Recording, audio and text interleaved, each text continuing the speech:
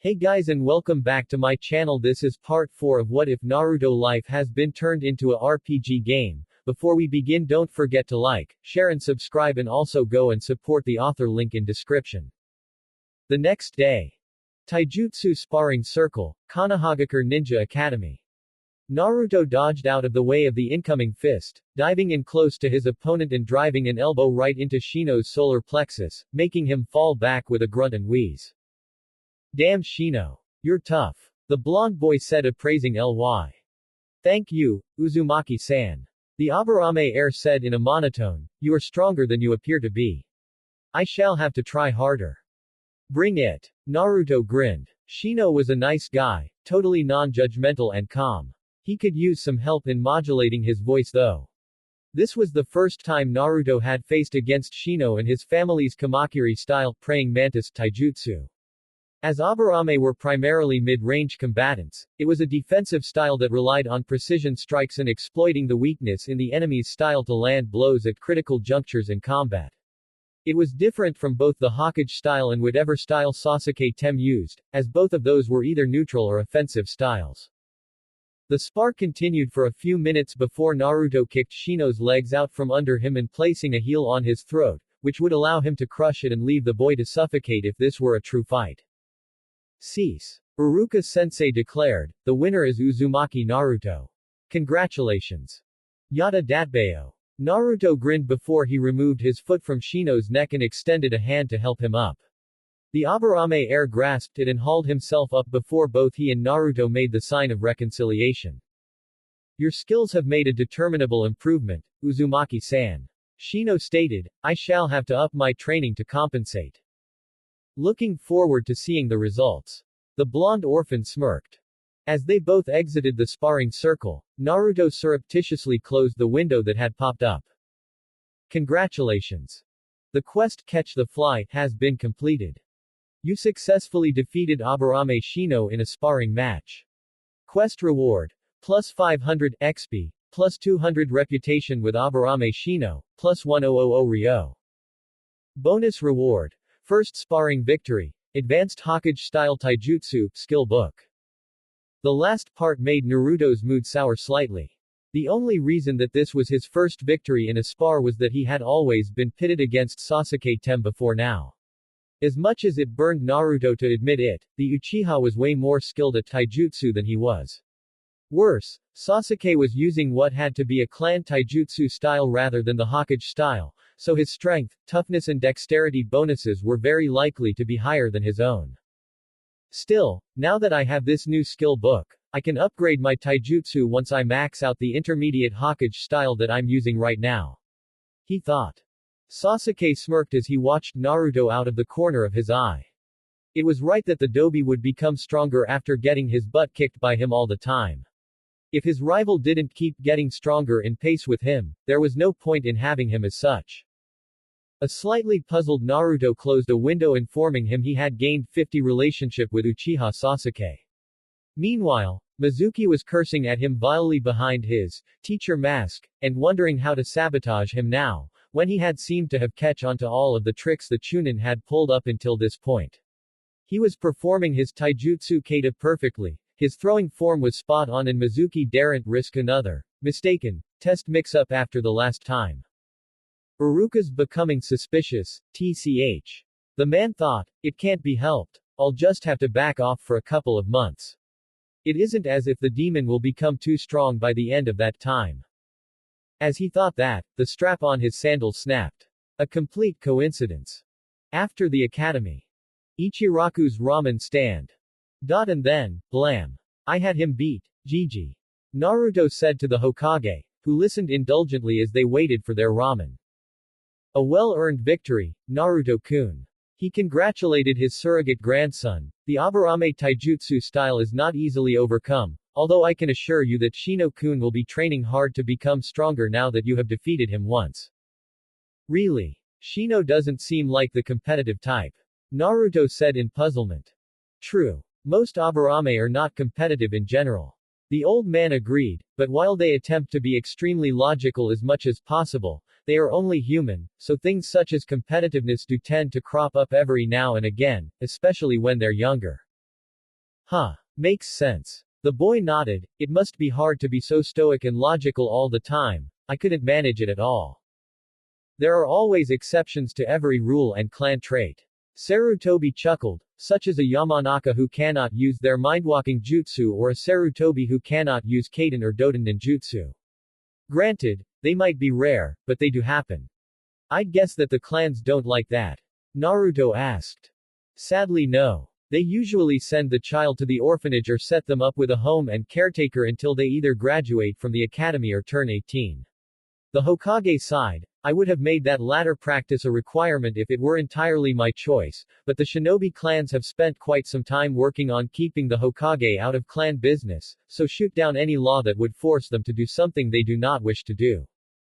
Why not start it as a civilian clan law? Naruto suggested. If it works there, you could suggest it as expanding into the shinobi section of the law after a few years.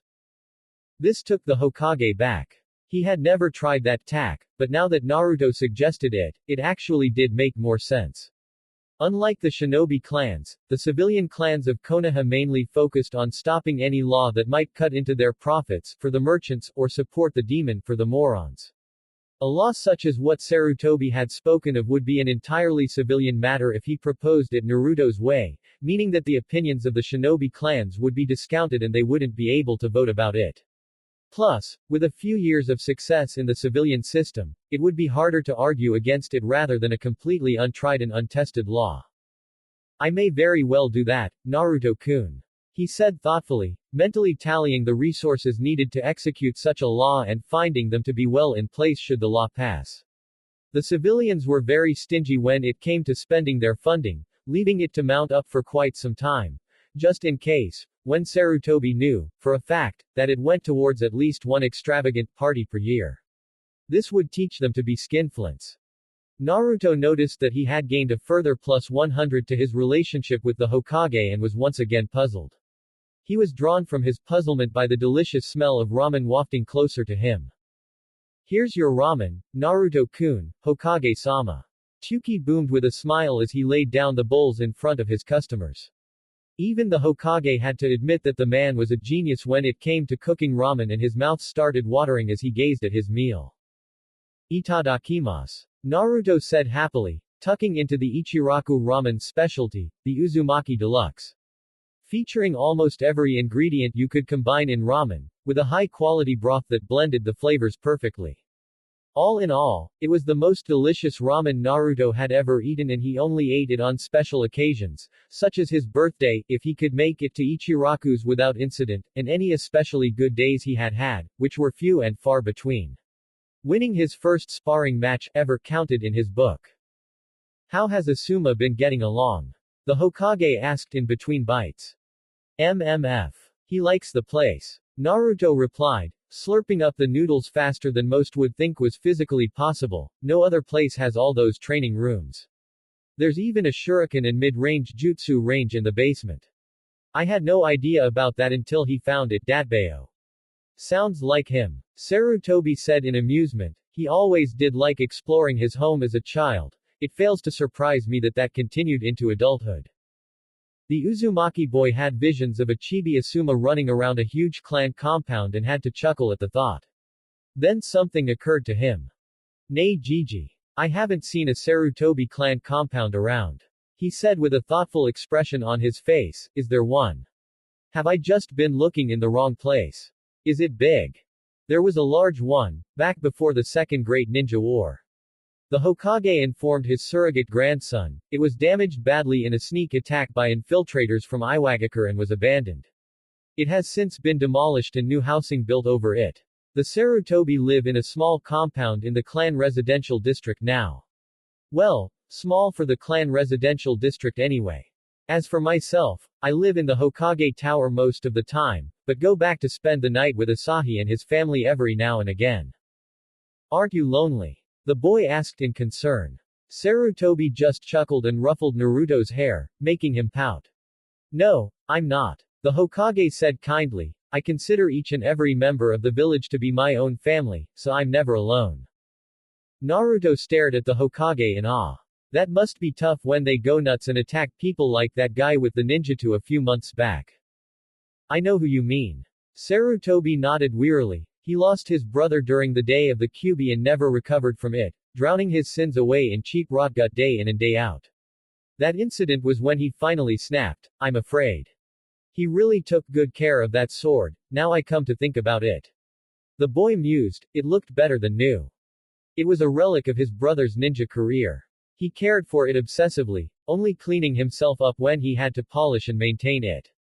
The Hokage said despondently, despair is like an illness, Naruto-kun. It can bring even the mightiest ninja low, break the proudest of people into something unrecognizable. The man who attacked you had hit rock bottom and didn't have the strength to try and stand back up again. That was because he closed himself off and didn't allow others to help him. Learn from him in this, Naruto-kun, no man is an island. Accept help if you cannot do something yourself and offer help if you see someone cannot do something themselves. Naruto nodded solemnly, ignoring the window informing him that his wish had just gone up by 1 for listening to the Hokage's lecture. Will do, Gigi. He said.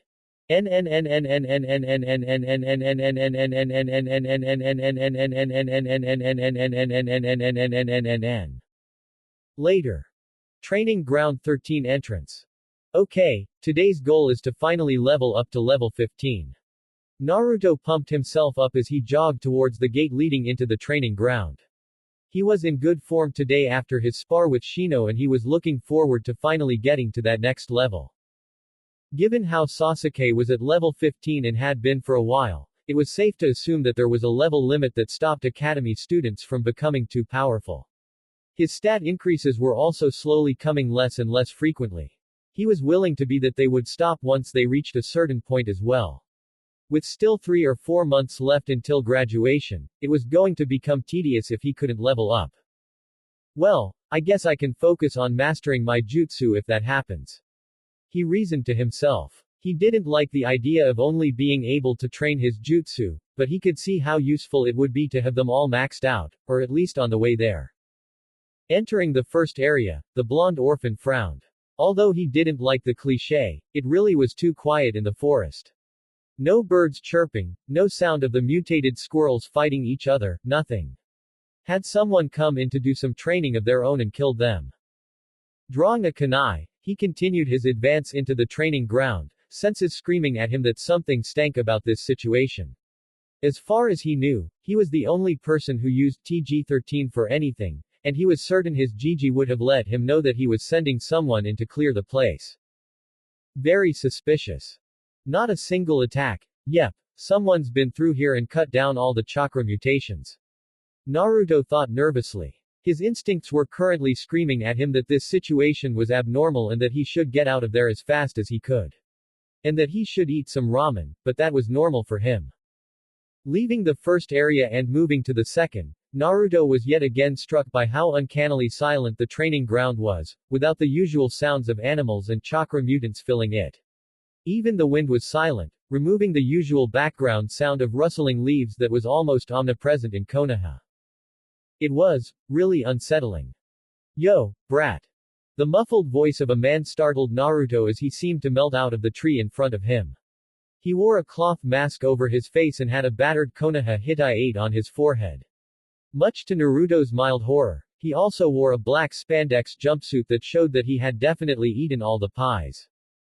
Yamaguchi Tetsuro LV-25. Rotund retired Chunin. The man's title was brutally accurate. Who are you? Naruto asked, playing dumb. My name is of no importance. Tetsuro spat disdainfully. I am here to put an end to you, demon brat. Ah man, don't tell me you're the one who let those Nukenin into Konoha the other day. Naruto complained as he shifted to a defensive stance. I had nothing to do with it, brat. The man sniffed snootily. I only wish that they had managed to kill you so I didn't have to bother. Bloodlust detected. Immediately behind you. Without hesitating, Naruto hit the dirt and rolled over, dodging the swipe of the ninjutsu that would have beheaded him.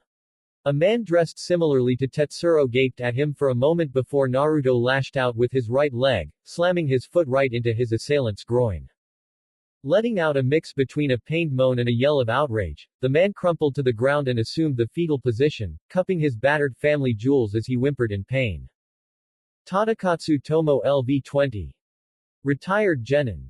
You little bastard. Tetsuro roared and pulled a kunai from somewhere, hurling it at Naruto with practiced ease. Dodging to one side, Naruto noticed something odd in one corner of his vision, a timer. It was at 4:54 and was rapidly counting down to 0. No quest had popped up to explain what the hell was going on, and he didn't have the legroom to look up the guide, so he'd just have to hope it was something that might help him here. Dear sweet Cammy, he's brat. A female voice complained, can't you two slobbering morons do anything right? Shut up woman and help us. Tetsuro barked. Never send a man to do a woman's job. The female voice grumbled and a woman dressed in black spandex apparently walked out of a tree, ninjutsu in hand. Kagami Kodama LV-26. Retired Chunin Kunoichi. Another Kagami, man, these guys have it out for me. Naruto thought privately. He noticed that the timer sped up, a minute and a half dropping from the countdown. He was also willing to be that the same thing had happened when the second man had launched his attack against him.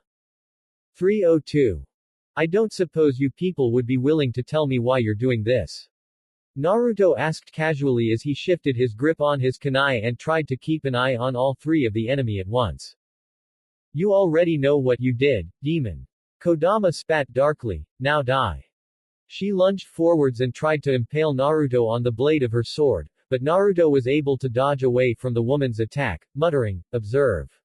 As he did so, he used his little skill on all three of his opponents and noticed one thing that was universal among them, their stats were all crap. They were suffering from a special status called out of practice, meaning that it had been years since they had even picked up a weapon in anger. They had trained, just not enough to prevent the gradual degradation of their skills.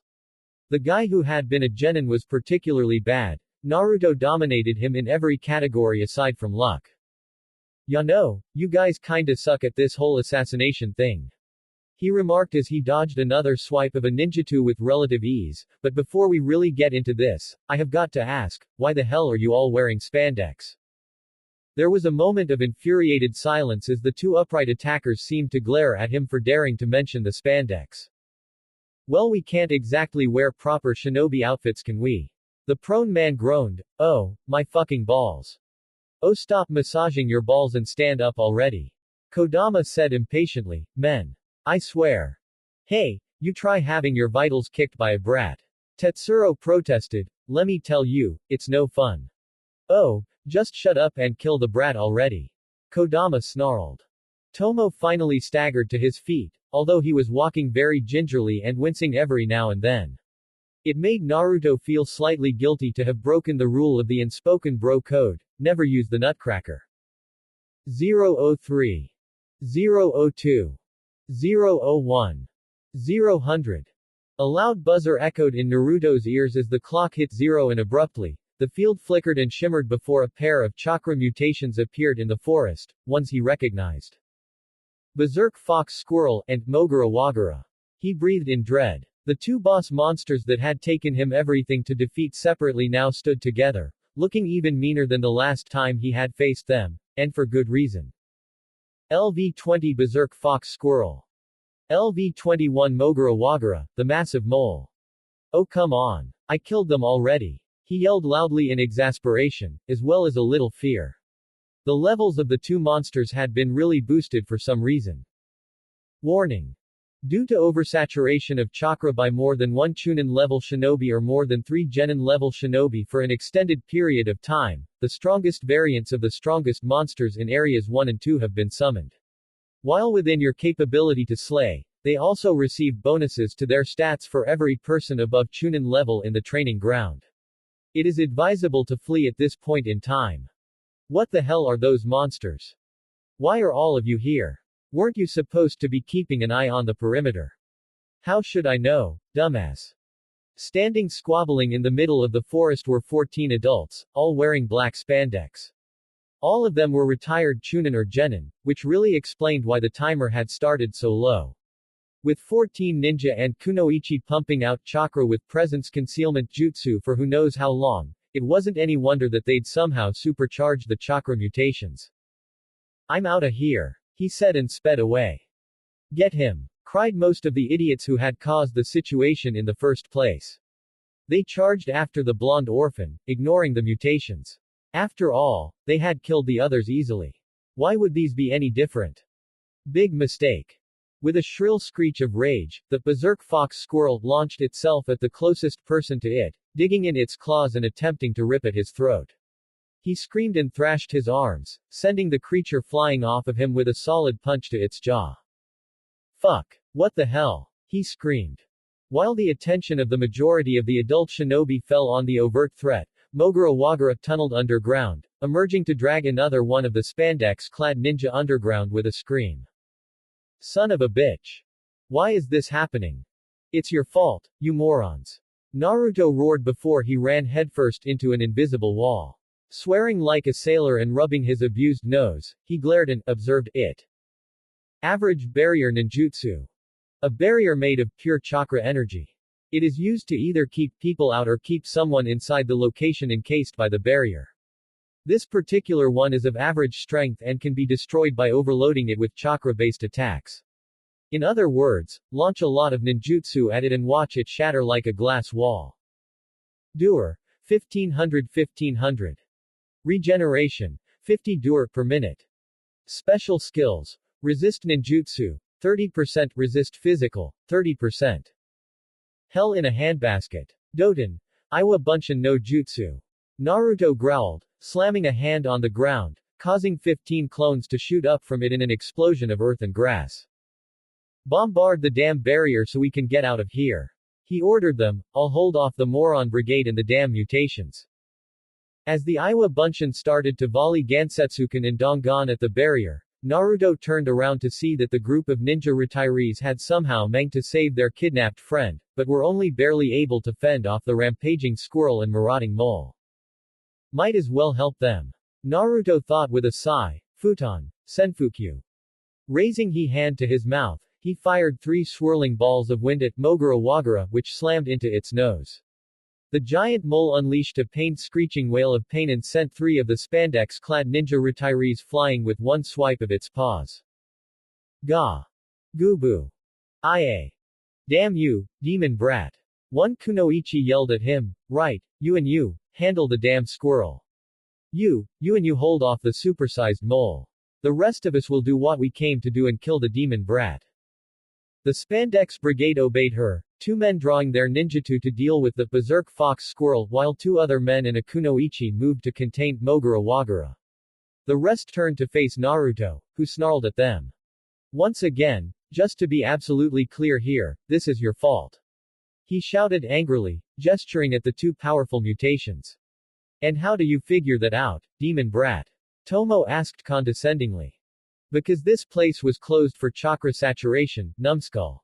The blonde orphan stated, it could barely handle me coming in and firing off ninjutsu like crazy, so having you lot coming in and using concealment jutsu for who knows how long refilled the saturation to what it was before I got started again and summoned those things, more powerful versions of the alpha monsters that I killed. Thanks for that, dumbass. Now I'm gonna have to start from scratch. Kill the brat. One of the spandex squad shouted. Kaiten. Gokakyu. 3 of the men fired the well-known fire jutsu at Naruto, all of them using the fireball form. It was a weakness of most people to only use that form, or so Asuma-sensei had told him. They used the fireball form rather than the flamethrower form because of aesthetics. He thought the word Asuma had used was. He didn't know what it meant, but it seemed to make the bearded Jonin irritated. Now that the Uchiha were reduced to a single member, Sasuke Tem, the only clan that specialized in Kaiten Jutsu were the Sarutobi, so it was logical to assume that it offended Asuma's pride to see a versatile Kaiten Jutsu misused so. Rolling out of the way of the fireballs, Naruto countered with a swarm of Gansetsuken that forced the attackers to scatter slightly. One stone stave even pierced through one man's leg. Target leg pierced through. Status bleeding inflicted. Target mobility reduced by 20%. Son of a bitch. Get that little bastard. Kage Bunshin no Jutsu. Naruto said, forming the cross-hand sign of the jutsu. 5 clones appeared and charged the enemy while the original ran through hand signs for his strongest futon jutsu. Futon. Daitapa. The air around Naruto was compressed into a blast of wind that flew away from him and sent some of the more scattered members flying into trees. Meanwhile, the clones were engaging the other retirees with more Gansetsuken, using the staves to augment their lack of reach. Shadow clones. Rock clones. Rock staves. Who the hell is teaching this demon brat all these jutsu? Tomo yelled. Just then, the Iwa Bunshin shattered the barrier with a synchronized volley of well-placed Doton, Dongan. This dismayed the Spandex Brigade, especially when a squad of Anbu blurred into existence around them and soundlessly binding them with some kind of paralyzing jutsu before following up with a jutsu that Naruto recognized, Suiten Ninpo, Mizwame Bakuho. It bound the spandex-clad ninja by their hands and feet. Uzumaki-san. The cat-masked Anbu said with a nod as she casually beheaded the berserk fox squirrel with her ninjutsu. I trust you are unharmed. Why yeah, I'm fine, Nako-san. Naruto stammered, not believing that the powerful squirrel had been killed in less than 2 seconds. Another member of her team, Saru, electrocuted Mogura Wagura with a powerful Raiden jutsu, killing it instantly. Note to self. Do not piss off the Anbu. Naruto thought before correcting himself. Second note to self. Do not piss the Anbu enough for them to get really serious about catching you. Good. My comrades will deal with these criminals. The purple-haired woman stated disdainfully. You should return to your home. Hokage-sama will no doubt want to debrief you in person. Hi, Nako-san. Naruto nodded obediently. Anbu technically weren't a part of the usual shinobi chain of command, but they were still ninja, and any civilian, as he was at the moment, had to obey an order given by a ninja if it had to do with village security, and Naruto knew that this definitely counted. Leaving the training ground, he sighed in aggravation. This was the second time in very recent times that his training had been interrupted by a bunch of morons, and this time he didn't even have any quest rewards or EXP to go along with it, which was actually odd. Hey Naruto. What's up? A familiar voice called out to him. The blonde boy looked around to see Tenten waving at him as she jogged over to walk next to him. Ah, nothing much. He sighed. Just some idiots who put the chakra saturation of TG13 back up to maximum, so everything'll be stronger again. That sucks. The weapons expert winced. Well, at least you'll be able to challenge yourself again. True. Naruto allowed. You out on an errand? Yup. Doing a delivery. Tenten nodded. To you actually. The last part of the storm suit you bought, the shoulder armor. Dad decided to replace it with something a little better. I'll show you when we get to your place. When they entered Naruto's apartment, Tenten unrolled a scroll and unsealed a shoulder plate similar to the one he had bought, but it had several lines of fuinjutsu written into the underside that had various effects, such as increasing the density of the armor when it was struck by physical attacks, as well as reducing the weight of the clothes to almost nothing. Wow, any reason why your dad suddenly wanted to give me this? Naruto asked, touched by the gesture. He said something about you likely being a magnet for trouble, so you need better armor than average or something like that. The brunette grinned, seeing the boy pout. It isn't like I asked for those damn nuke Enin to attack us. Naruto groused with his pout on full blast. I know Naruto. Tenten laughed. By the way, where's Asuma-sensei? He usually drops in on us by this point. He left on a mission this morning. Naruto informed her. He said he should be gone for about a week. Shame. I was looking forward to more lessons. The kunoichi commented with a sigh. I can't believe it took Gai-sensei this long to get me an ninjutsu tutor. A whole year. Didn't him teaching that Rock Lee guy take up a lot of his time? Naruto pointed out. From what Iruka-sensei and you have said, the only thing he has going for him is taijutsu, so getting it up to a point that he doesn't need ninjutsu or genjutsu must have really eaten into his time. The weapons mistress sighed. I know, and I don't really begrudge Lee that. I mean, he tries so damn hard that you can't complain about it even if he does take up most of Gai-sensei's time. It's just, if he knew he would be spending most of his time with Lee, you'd have thought he'd have arranged tutors for me and Neji. Maybe he didn't know initially, but got caught up in teaching Lee. Naruto suggested, I've heard that he's overenthusiastic about things. Tenten snorted at that gross understatement of one made a guy. And Lee as well, now she came to think about it. True enough. She said with a chuckle, I'd better head home. Otu-san is getting me to help him forging your sword. It'll be a great weapon, I promise. I'm looking forward to seeing it, Ten-chan. He said before clapping a hand over his mouth when he realized he had called her by a nickname without her permission. While not as rude as referring to her without honorifics without permission, it was still pretty rude and he knew very well how strong one Higurashi Tenten was, perhaps better than she did herself. Much to his surprise, she blushed a bit and cleared her throat. Ahem. Well, you'd better. See ya next time you have to come to the shop. Naruto stared after Tenten in puzzlement as she walked quickly left his apartment, still blushing slightly. What the heck had that been about? Shrugging at what he labeled as another addition to the weird girl habits folder that he had mentally allocated all such incidences since he started paying attention to females. Needless to say, as Naruto wasn't the sharpest tool in the drawer when it came to noticing subtle hints and reading body language and facial expressions, this folder was fairly large. A knock on the door came about 5 minutes later and Naruto welcomed the Hokage into his home. The old man looked tired and drawn, with echoes of residual fury and worry in his eyes. Ah, Naruto-kun. Sarutobi said with a sigh, so, once again, we have people ambushing you inside of TG-13. This is becoming something of a habit, my boy. Not due to any fault of my own. The academy student crossed his arms stubbornly. Quite so, but it has happened twice. And that is twice too often. The elderly Hokage said firmly, I will have a barrier placed around the training ground so you will be able to detect the presence of anyone with active chakra within it. It will be keyed to you, so no one else will be able to use it. Should this occur again, however, I will be forced to prohibit you from entering TG-13. Am I understood, Naruto-kun?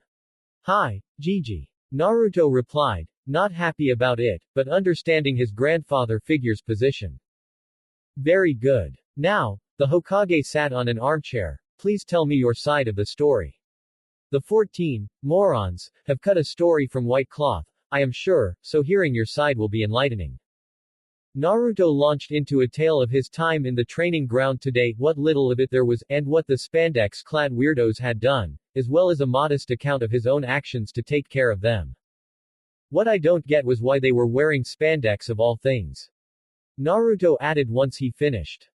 They couldn't sneak their active duty ninja outfits past their spouses or had sent them to the laundry. Sarutobi smiled with macabre amusement. One of them owned a clothing store and was able to get some spandex suits that were surplus out of the storeroom. All of them were, as you suspected, retirees from the ninja forces. Forcibly retired due to PTSD or some other condition, mostly. What Sarutobi neglected to tell Naruto was that all 14 of the idiots had also been retired forcibly due to their inability to accept that Naruto was merely the Jinchuriki of the Kyuubi, not the great demon fox itself. They had all been the most outspoken about it in the force and had been nails that stuck out. Sarutobi, by kindly retiring them, due to stress, had made a silent point to the other, more quiet members of the forces 12 years ago, shut up about Naruto being the demon fox because it wasn't true. If you can't, get out or be hammered out. As he sat and spoke with his surrogate grandson, Yamanaka Inoichi was interviewing the families of the conspirators to see if they had had any inkling of their wayward family members' intentions. Morino Ibiki was handling the interrogation of the Spandex Brigade, to use Naruto's amusing nomenclature. Sarutobi expected confessions on his desk by the time he got back to the tower. Even if they were mostly out of shape and horribly out of practice, the fact that Naruto-kun was able to hold off 14 shinobi at once while breaking a barrier is an incredible feat. The old man thought proudly, I think that a new jutsu scroll would be appropriate here, as I thought it would. I had a stroll through my jutsu library before coming here, Naruto-kun. He said with a smile and pulled out a scroll. You have markedly improved your skills in the past few months and this incident proves it beyond any shade of doubt. Take this as a reward for making this old man proud of you. Thank you, Gigi. Naruto hugged his grandfather figure excitedly. What jutsu is it? It's a futon jutsu, futon, Fujinheki, wind style, wind blade wall. The Hokage replied, it compresses the air in front of you into a solid wall of air that blocks incoming attacks. Once you master the basics, you can have it sprout blades to stab anyone who crashes into it. You can even set it up to appear in any location within your line of sight. Cool. I had noticed that you had very little in the way of defensive jutsu, so this is a step to rectify that. Sarutobi said with a nod. Be warned however, this is a B-rank technique and requires more finesse than your Kage Bunshin no Jutsu. It might take you a while to use even the most basic form, but I am confident you will be able to manage it. Once the Hokage left, with an admonition to his grandson to get some sleep, Naruto tried to learn the new jutsu, and failed. Many apologies. The gamer is down for maintenance and updating. You are still able to use skills and view your stats, but all other aspects are frozen. Emergency warnings are active, so any dangers not covered by your skills will be made known to you. The estimated time until updates and maintenance are completed is 12 hours, 30 minutes. What the hell? Naruto roared. Meanwhile. Interrogation cell, Anbu T and IHQ. Yamaguchi Tetsuro whimpered as Morino Ibiki loomed over him. The scarred Tokuho's face smirked down at him as he cracked his knuckles. I must thank you for this, Yamaguchi. Ibiki said conversationally. Idiots like you allow me to keep my skills in good working order for when actual threats need to be discovered. Something I'm betting that you wish you had done. Tetsuro, regrettably, agreed with him there. Now, as I am feeling generous, I will allow you a single chance to tell me everything about your laughable plan to assassinate our Jinchuriki. The scarred man stated, in other words, we can do this the easy way or the real easy way. Up to you which way we go. The spandex-clad man debated his option here, weighing pride against being tortured by the most skilled interrogator in the T&I section of Anbu, and came to a conclusion. What do you want to know? The next day. Hokage's office, Hokage Tower. This is the result of the interrogations conducted by myself, Yamanaka Inoichi, and Mitarashi Anko, Hokage-sama. Ibiki stated as he placed a pair of scrolls on the desk. One of them spilled his guts before I could even do more than mildly threaten him. With the information I got from him, I was able to authorize the use of the Yamanaka clan's mind-reading techniques.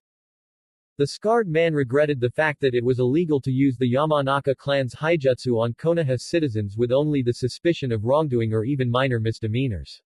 And unfortunately, civilians and retired shinobi trespassing into a Category 1 restricted areas, open to all active shinobi but not civilians or retired shinobi, without permission, was only a misdemeanor.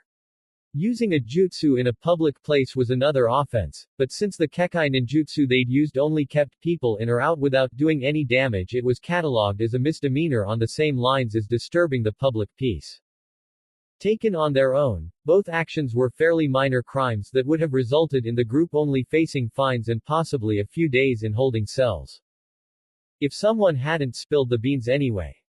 But since one of them had sung like the proverbial canary, Ibiki could, and had, used that confession to use the skill of Inoichi to parse through the minds of the other 13 members of the Spandex Brigade. He had to credit the boy for his to-the-point nomenclature, and find out exactly what they were up to. Sarutobi folded his hands on his desk. And the summary. All 14 are guilty of premeditated attempted murder against one Uzumaki Naruto. The scarred Tokuho stated simply, his tone containing no emotion, merely reciting the facts as they had been discovered, as well as numerous cases of minor harassment, intimidation and price gouging of the same individual. It's only a shame that they aren't active duty ninja, so we can't simply court-martial them. There was a touch of disdain added to that final sentence. The Hokage privately agree with Ibiki's opinion, but unlike Danzo, he respected the rule of law and didn't twist it to suit his vengeful vendetta, particularly when Naruto hadn't received anything worse than a few scratches from the encounter. If they had managed to seriously harm Naruto, on the other hand, he would have given Mitarashi Anko free rein to use them as instructional test dummies for the newest recruits in T&I. She had been asking for some prisoners to practice on recently and shaking himself out of the wistful daydream, Sarutobi nodded at Ibiki. Good work. Now, how to punish them? There's enough evidence to send them to the Broken Branch. Ibiki suggested absently. The Broken Branch was the civilian equivalent to the Konoha Strict Correctional Facility, where ninja cases severe enough to warrant imprisonment outside of Konoha itself, yet mild enough to not warrant being sent to the Hazuka-jo or executed, were imprisoned. Whereas the KSCF was in the middle of an active volcano, the Broken Branch was in the middle of the largest lake in Hai no Kuni, as the water walking exercise was usually beyond the skills of even chakra-active civilians. True. Sarutobi nodded magnanimously, and for the civilians among them that will probably be the best idea, but a third of them are retired shinobi, which would make escape a definite possibility. The head of T&I snorted. He sincerely doubted that any of the Spandex Brigade, he made a note to have that nickname appended to their files, could water walk more than 2 steps without losing concentration and taking a swim. Then again, when one was locked in prison, training would likely be one of the few things one could do to pass the time, and even the most out-of-shape retiree was a danger to any other civilian contained in the prison. And their crimes are just barely mild enough to not warrant the KSCF. Plus, in their current shape, I doubt they'd survive the conditions it would put them in. The Hokage mused. Hazuka Joe is of course out of the question, and the internal prison cells are somewhat full at the moment with former members of the Civilian Council, at least until their crimes are fully processed and they can be transferred to the Broken Branch themselves. Ibiki smirked grimly with satisfaction. The retired members of the Civilian Council had thought that their little schemes were all buried and hidden from prying eyes. Well, the ninja counselors had been more than happy to carry out a bit of forensic paperwork and, wouldn't you know it, there was a positive plethora of crimes committed by the former members of the Civilian Council: double book accounting, bribery, embezzlement of public funds and other varied and distasteful crimes. It was actually a bit surprising that they'd managed to get away with it for so long. Ibiki personally blamed it on both the chaos surrounding the long-term effects of rebuilding after Kyuubi attack nearly leveled the village, and the focus that was put on keeping an eye out for outside threats after the Hyuga incident. If you focus too much on watching for enemies at the gates, you tend to miss the ones forming within the walls. Then there were the cream of the crop, the conspiracy charges. Conspiracy to undermine the strength of the weapon of the Konohagakure shinobi forces, otherwise known as the Jinchuriki of the Kyuubi no Kitsune, Uzumaki Naruto. He thought to himself grimly. While he wasn't a fan of classifying the boy, or any of his fellow shinobi, as if they were a mindless tool, it was what the paperwork required in order to get what needed done. That, and there was a bit of poetic irony at getting the people that had refused to treat the kid as a human being by classifying him as something else. After all, military assets were incredibly important to a shinobi village's survival, and sabotaging them was a capital offense. He wondered how those fat and arrogant former counselors would appreciate a life sentence to Spartan quarters and bland food. Not well, he knew. In an unrelated development, the few remaining troublesome elements on council had hunkered down, likely hoping to wait out the storm.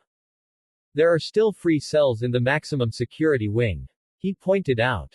Sarutobi raised an eyebrow. The ones designed for A-rank ninja that are suspended above a pit of fire and where the occupants are fed via random duct chutes. Yes. As much as I am tempted to allow it, I cannot. The old man sighed regretfully. Still, I think I can throw together a prison convoy sooner rather than later. Say 2 days. But where to keep them until the former council members are moved? I could see my way to keeping them in T&I. Ibiki offered with a slight shrug, if it's just for 2 or 3 days. Business is slow. That would be very good of you, Ibiki-kun. Sarutobi smiled. Make sure Anko-chan knows that they aren't for her to practice on. Hi. The Tokuho nodded. Anko would pout and complain, but he had long years of practice at ignoring her antics to draw on. How's the kid? He was unharmed by either the chakra mutations or the Spandex Brigade. Sarutobi answered with a sigh. I gave him a B-rank futon jutsu as a reward for doing well, although he was irritated that all of his hard work in training ground 13 was negated thanks to a bunch of idiots wearing spandex, to use his own words. Ibiki nodded absently. It was a perfectly understandable response to having several months' worth of effort undone in less than a day.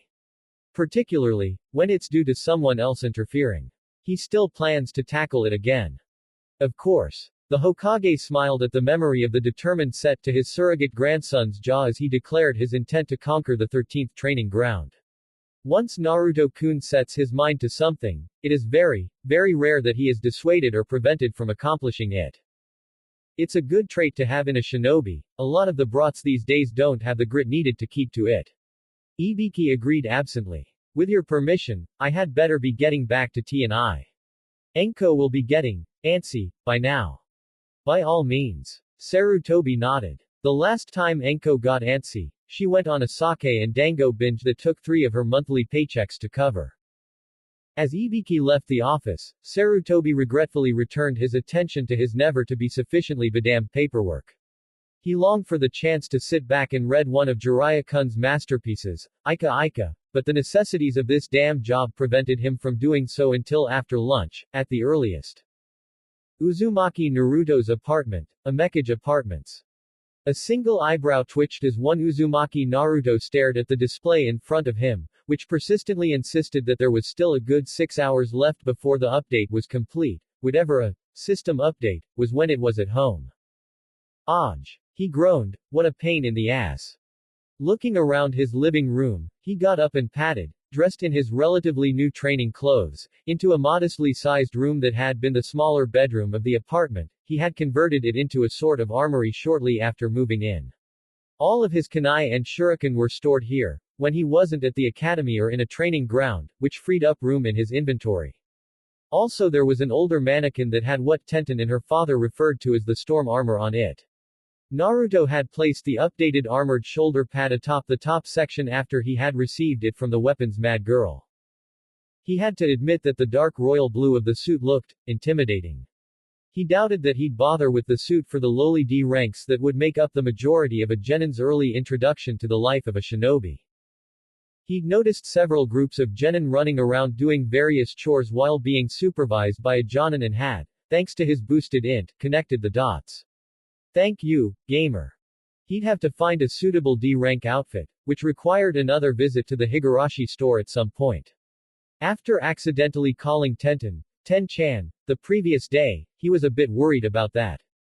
Girls, in his experience, hated it when you called them by a nickname that they hadn't given you permission to use. Resting on a rack next to the suit were Sumire and Tsubaki, his dual tanto. He was still only level 14 thanks to the stupid update and he wanted to use them in anger, against actual enemies rather than target kun dummies. He stared longingly at them before sighing and heading to practice his fuinjutsu and calligraphy. 6 hours of practice later. Ding. Asterisk. Looking up from a stack of Type -1 storage scrolls that he had churned out in the past few hours, Naruto grinned as he saw a screen appear with 2 simple words on it. Update complete. Finally. He yelled and pressed the screen, making it disappear and another one appear in its place. Thank you for your patience. The gamer has finished updating. Any changes relevant to you are listed below. Jutsu that have been fully leveled or are level 80 plus can now be invoked without vocal intonation. It will add 10 CP to the chakra cost, however. You will now be assigned up to 5 daily quests each day. Completion of these quests before the end of the day grants you a cash reward in addition to the quest rewards as well as a 10% chance at receiving a rare jutsu, weapon or item of clothing at the end of the week if all 7 days worth of daily quests are completed. Random encounters will now be further randomized, with random numbers of monsters depending on your level. The actions of the Spandex Brigade have raised the levels at Training Ground 13 to account for your current strength. As this is through no fault of your own, your level cap has been raised to level 17 until you graduate as an apology. The relationship system has been updated, with females possessing a heart next to their names that will be colored to indicate their affection for you.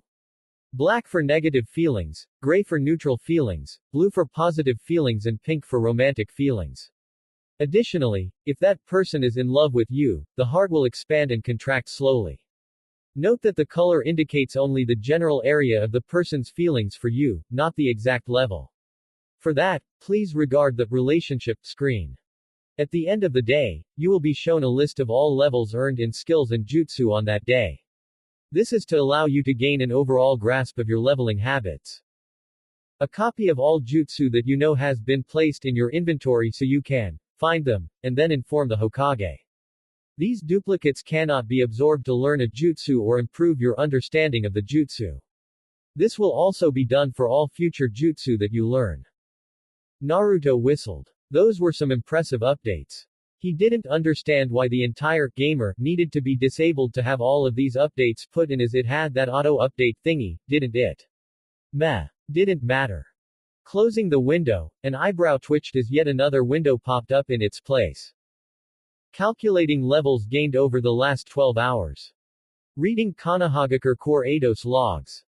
Reading activity logs of Designate Uzumaki Naruto, the gamer. Calculating accumulated experience. Estimating levels. Done.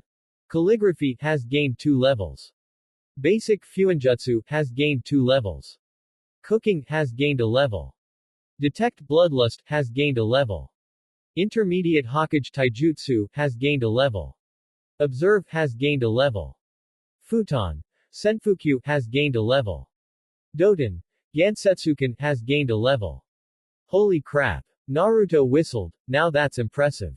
Oh. The jutsu Gigi gave me yesterday. Stampeding into his bedroom, he grabbed the scroll from where he'd left it resting on his nightstand and grinned as the usual window popped up. You have acquired the Futon Fujinheki Jutsu Scroll. Do you wish to learn this?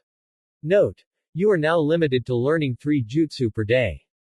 Regular skills are not limited in this manner. A duplicate will be placed in your inventory. YN. Ah man. Naruto complained before shrugging. He couldn't actually remember ever getting more than 3 jutsu scrolls a day anyway, so it wasn't that big of a deal at the moment. With that thought in his mind, he tipped the Y button. As always, it was a beautiful sight to see the scroll dissolve into blue shards and spiral around his body before vanishing inside his chest, but he also saw a tendril of blue shards entering a space that he usually pulled his inventory items from to his right. Huh.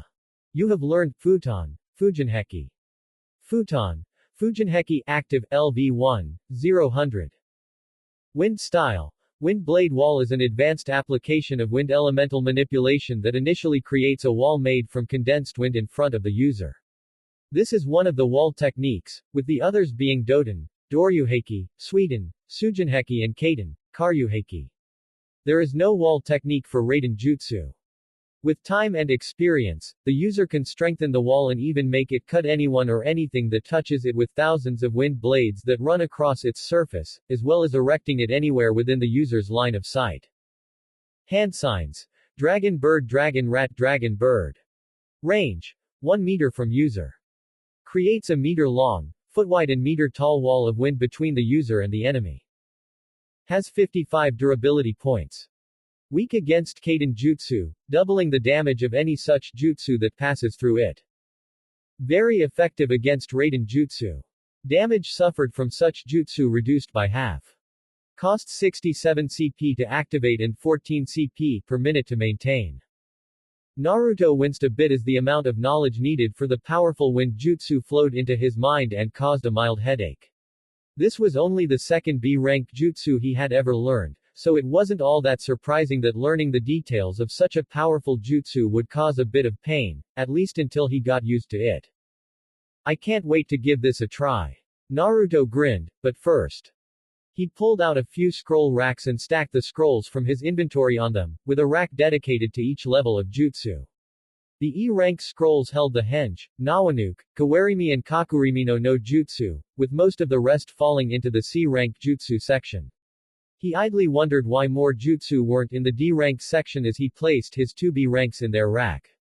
Quite a few seemed underpowered to be C rank, but he recalled that power wasn't solely what determined jutsu rankings. There was also chakra consumption, chakra control requirements, adaptability, and other criteria that determined the rank of a jutsu. Okay, destructive power was a pretty big benchmark of the rank of a jutsu, ninjutsu anyway, but Naruto had learned of the other ways people used when ranking jutsu. Well then, let's go and see how different the training ground is. The blonde orphan muttered and headed for his armory. He grabbed his kunai holster and filled it with projectiles, live ones, before turning to regard Tsubaki and Sumair. As he wasn't an actual ninja yet, he legally couldn't walk around with weapons strapped to him, aside from kunai and shuriken. But the loophole was quite simple: storage scrolls. He grabbed his tanto and sealed them inside a scroll, sliding it inside his lesser Fujin jacket's pocket before heading out. The glares from the civilian populace had increased, which was a scary thing to happen considering they had been on death glares beforehand. Naruto could almost feel his detect bloodlust skills express bar rising like a barometer in the desert at midday. Gotta love the wonderful glares from those ever so lovable civilians. He smirked to himself. Naruto knew that his bloodthirst detection skill had saved his ass several times and that the civilians glaring at him had helped to level it up quite nicely. Those little nuggets of information would probably give any and all of those who glared at him a heart attack. The smug grin on his face made several of those people glaring at him redouble their glares in fury. Detect bloodlust has leveled up. LV9 LV10. He. Irony, you are a wonderful bitch sometimes, particularly when you're on my side. Naruto thought to himself as he purposely added a little skip to his step, wondering absently just how much extra skill grinding he could pull out of this. Gate into Training Ground 13. Naruto's eyebrow twitched as he heard the snarls of monsters inside the training ground. He was really hoping that his Gigi punished those morons of the Spandex Brigade for undoing all of his hard work on the training ground, and even ended up making it worse. Reaching out, Naruto tapped the gate and made the window appear. Reading it made him growl in irritation. Training Area 13. Which area do you want to enter? Area 1, LV12+. Area 2, LV13+. Area 3, LV14+. Area 4, LV15+. Area 5, LV16+. Area 6, LV17+. Area 7, LV19+. Area 8, LV20+.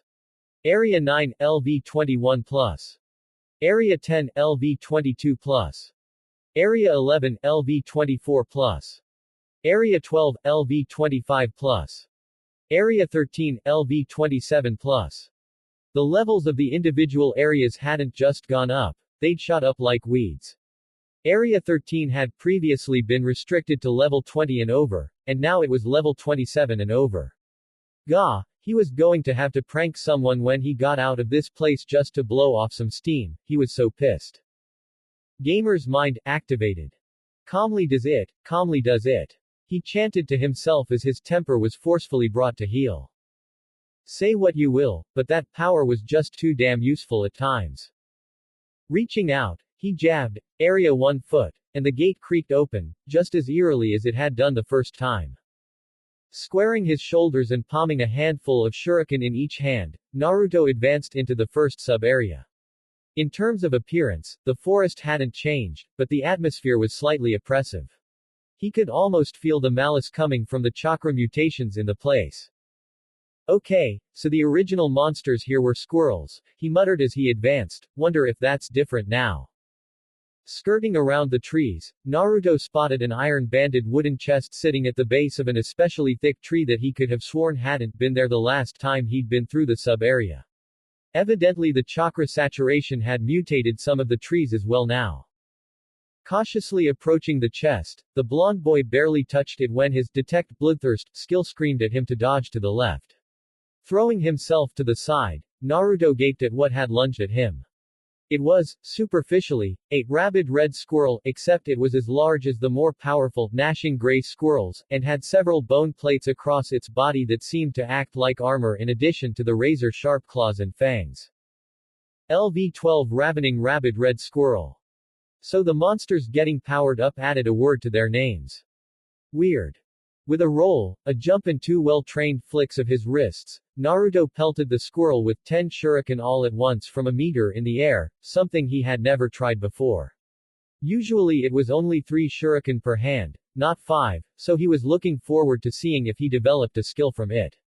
He could have tried to create it at the shurikenjutsu range at his apartment building, but he had discovered that it took ages to make a skill using repeated actions outside of combat, whereas in the heat of combat, they developed in a few fights, which could be as short as 10 minutes or as long as an hour.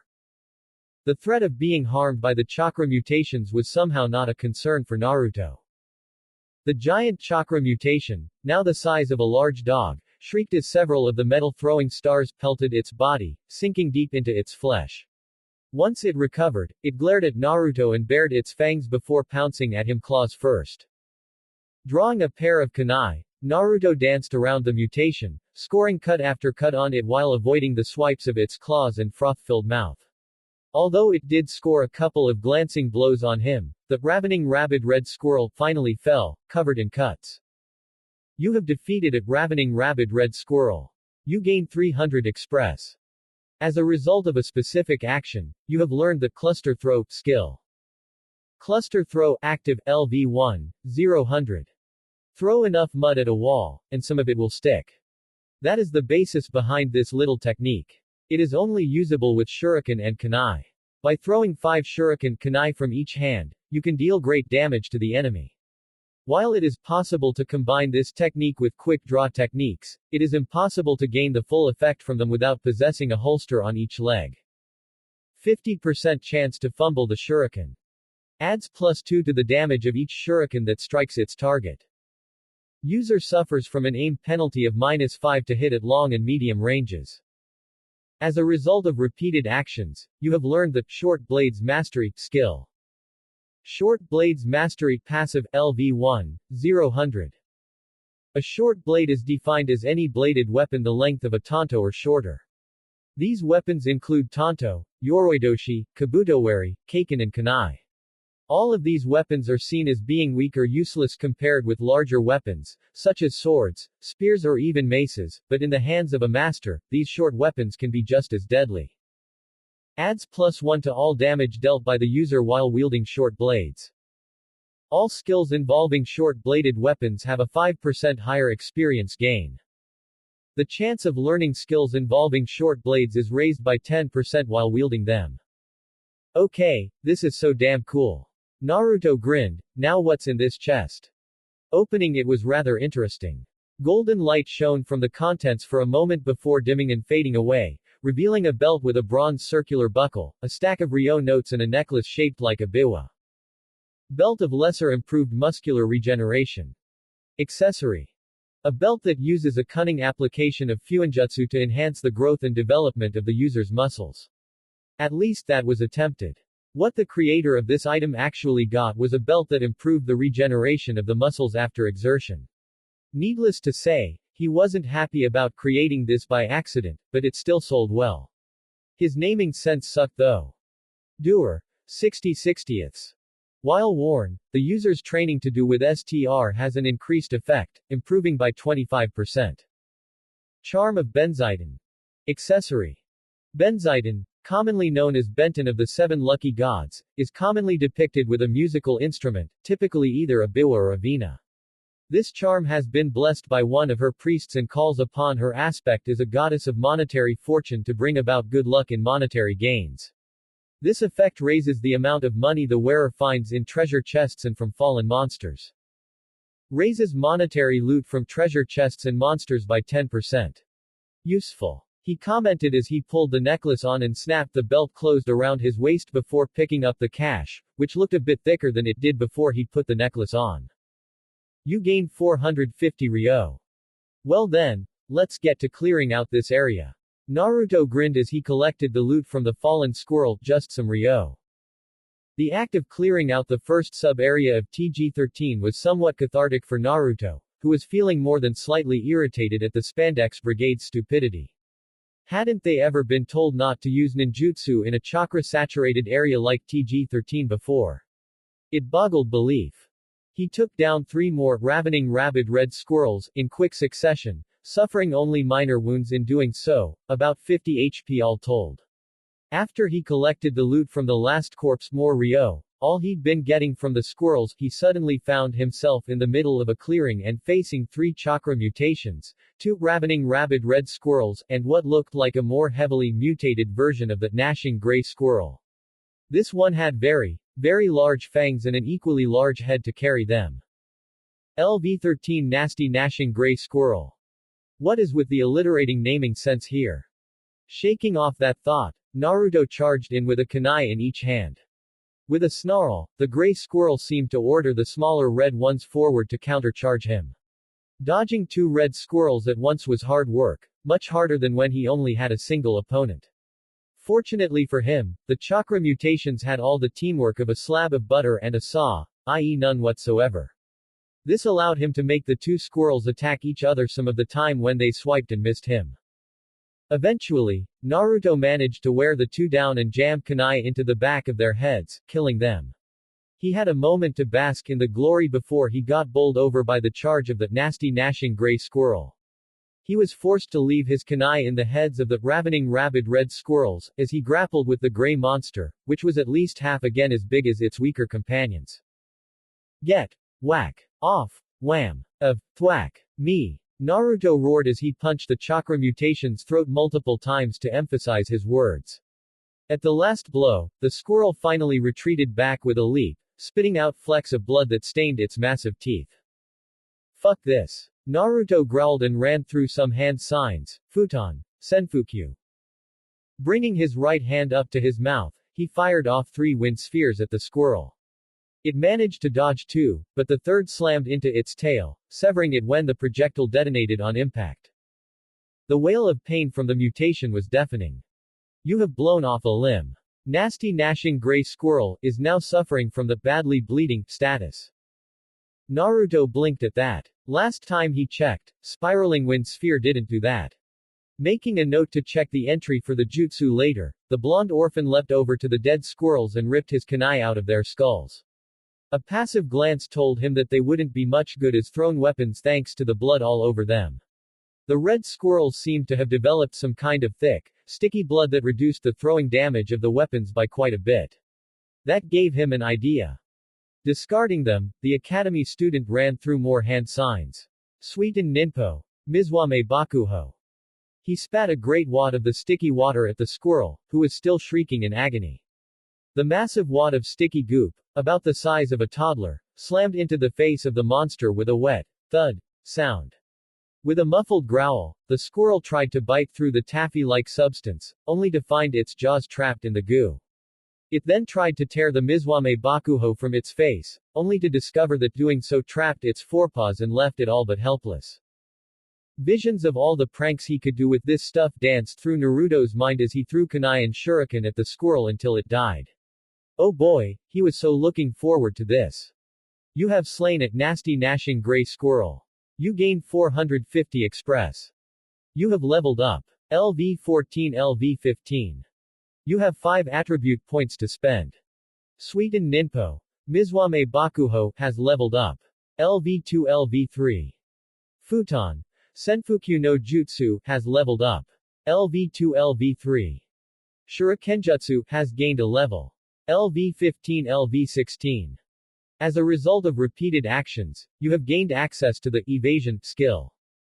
Evasion passive LV4 04.51. Being able to tank the attack of an opponent is all very well, but why do that if you don't have to? Dodge, swerve, evade and jump around your enemies as if they weren't even there. Passively raises the chance to evade the taijutsu and bukijutsu attacks of the enemy by 24.5%. Passively raises the chance to evade the shurikenjutsu attacks of the enemy by 20%. Passively raises the chance to evade the ninjutsu attacks of the enemy by 15%. Finally, Naruto practically screamed in joy. Now he could finally wield his tanto. And maybe his Greater Fujin t-shirt as well. Then, something occurred to him. Hey, wait a minute. Why the hell did I only fight a gray squirrel? A window popped up right on cue. Chakra oversaturation. Due to the actions of the Spandex Brigade, the training ground has entered oversaturation mode. This means that the area is positively overflowing with chakra, mutating and empowering the denizens that dwell within it even more than a regular saturation would. In order to purge this sub-area of chakra for good, you must empty the sub-area of chakra mutations every day this week. Then, when you face the sub-area boss, you will eliminate the oversaturation and saturation effects for good. Or at least for another decade or so. Happy hunting. One of Naruto's eyes started to twitch rapidly. You have got to be shitting me. Higurashi home. Tenten jumped as her mother's hand landed on her shoulder. She had been spacing out as she polished a kunai and so hadn't heard her approach. Okawa-san. Sorry dear. The shopkeeper smiled. She was starting to feel a bit concerned for her daughter. The girl had been absently polishing the same kunai for the past hour while staring out into space. Is there something wrong, Tenten? The bun-haired girl blinked before looking away, a blush on her face. You could tell. Considering how you've been polishing the same kunai for the past hour, I think even your father could tell. Kanae said dryly, making her daughter flush deeper in embarrassment. I went to deliver the last part of the storm suit to Naruto yesterday. Tenten put the kunai, which had been polished to the point that the metal had been worn thin and nearly broken, down and picked up another one as she spoke, her eyes not leaving the metal. Yes, Tatsuhiko said he'd sent you to act as a delivery girl. The older woman nodded. Did something happen? Naruto called me, Ten-chan, by accident, and he blushed. The aspiring weapons mistress admitted. I kinda blushed too. It was nice. Kanae had to suppress a smile at that. It was obvious that Tenten was growing fond of the Kyuubi Jinchuriki and that he was growing fond of her as well. She hadn't been happy with Neji being the focus of her daughter's affections. From her own interactions with the young Hyuga prodigy, the boy had seemed quite self-absorbed, which was never good in a relationship. To be young again, she sighed. Okaa-san. Tenten whined. Now Ten-chan, it isn't the first time someone's called you that. Kanae said with a small smile. Is all this embarrassment from you getting called it by a boy, or is it because he called you it without your permission? The genin kunoichi blushed again. Kinda sorta both. He's the first boy in my age range to treat me like a serious shinobi and as a friend without looking down on me. Even lead is it in a weird way when I can't keep up with his and guys' training sessions. Naruto just doesn't. She was honest enough with herself to admit that she was, without question, the weakest member of Team Guy. While capable enough with melee weapons, her specialty had always been ranged combat, which left her vulnerable to the two taijutsu specialists that she had as teammates. Both Neji and Lee were at least Jonin level when it came to their particular taijutsu styles, but at her best she'd only put herself as mid-chunin level with her own fighting style, and even then the Soko-ken was relatively weak compared to the Goken and Juken. Granted, when it came to Shurikenjutsu, her own specialty, she was almost Jonin level herself, while Neji and Lee both barely being Chunin level. Unfortunately, she could never fully bring that skill to bear against her teammates for one simple reason: speed. Lee and Neji were both insanely fast, easily closing in on Jonin levels, while she was Chunin level at best. That meant the two could close the distance between them faster than she could move to keep it open. Even worse, a lot of the shinobi she interacted with regarded shurikenjutsu as a distraction, or a way to kill those who weren't versed in the use of chakra, like bandits and low-level samurai. That it was her forte made people look down on her. But Naruto didn't. He respected her and liked her. It was flattering, if she were being honest. Yes, he was only an academy student, but he had an arsenal of ninjutsu that most Chunin would envy and was a chakra powerhouse. Just being nearby when he was using jutsu made the hair on the back of her neck stand on end simply because of the sheer amount of chakra she could feel pouring out of him. He had been completely unafraid when those Nuke-nin scumbags had attacked them and had even taken a life during the whole mess. He had borne it like a champ, which had made her admire him a bit. She certainly hadn't adjusted well to her first kill. It had been a bandit operating out of a forest on the coast of Hi-no-Kuni. She had thrown a brace of kunai and pierced through his right eye and heart at the same time. He had dropped head with almost no sound and his sightless eyes had bored into her own. She had snapped out of it, forcing the urge to vomit down until after the mission was complete. I would suggest that you take it slow, Tenten. Kanae said gently, drawing the kunoichi from her thoughts. You're both still very young, so just try to be friends with him, although that is likely already the case. Just see how things pan out with Naruto-kun. He is a boy though, so you might have to spell things out for him if you decide that you want to take things further with him. Those words made the blush on her oh so young, oh so sweet daughter's cheeks redouble in strength. Okaa-san. The next day. Naruto's classroom, Kanahagakure Ninja Academy. The blonde boy who went by the name of Naruto was lost in thought as he contemplated a multitude of things. The least of which was the grapefruit-sized rapidly beating pink heart next to the name of one Hyuga Hinata. This, his frantic research told him, indicated that the person who bore it was madly in love with him. He had pulled up her status page using his observe skill and was stunned at what it showed. Name: Hyuga Hinata. Class, Hyuga Taijutsu Generalist. Level, 1-5 Next level, 00.00%, level cap, class up for further level progression. Main title, Academy Student, plus 25% XP to LV10. Subtitle, Shy Maiden, plus 25% embarrassment when around non-related males. Age, 12. HP, 4500 CP, 5500 STR, 30. Santa, 32. Dex, 60. Int, 55.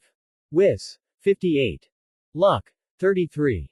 Special status, Modest Byakugan plus 2 Dex, plus 1 Int, Wis every level, Hyuga Clan Heiress plus 25% XP to all Juken Jutsu. Perks, Chakra Control Adept. Kind-hearted. Determined. Flaws, Shy. Downtrodden. Dislikes violence. Hyuga Hinata is the clan heiress of the Hyuga clan, one of the oldest and most respected clans in the elemental nations. In her short life, she has come close to being kidnapped, lost her mother during the birth of her younger sister Hanabi and been blamed by her cousin Neji for the sacrifice of his father after her near kidnapping. Looked down upon by most of her family, her confidence crushed and downtrodden, this shy girl takes confidence from watching the one she loves stand strong despite the burdens upon him. The description of her life up until this moment was an education. She lost her mother, was almost kidnapped and some jerk blamed her for that. Naruto remembered that Tenten's other teammate was this Neji character. Maybe once he sorted out the verbal slip-up he had stumbled over with her yesterday, he could ask her what this Neji guy was like. He did his best not to think about the whole love thing. It made him feel weird. Another thing he had been thinking about was training ground 13. Thanks to those spandex-clad morons, it had gotten reset and the difficulty of each sub-area within it had gotten jacked up.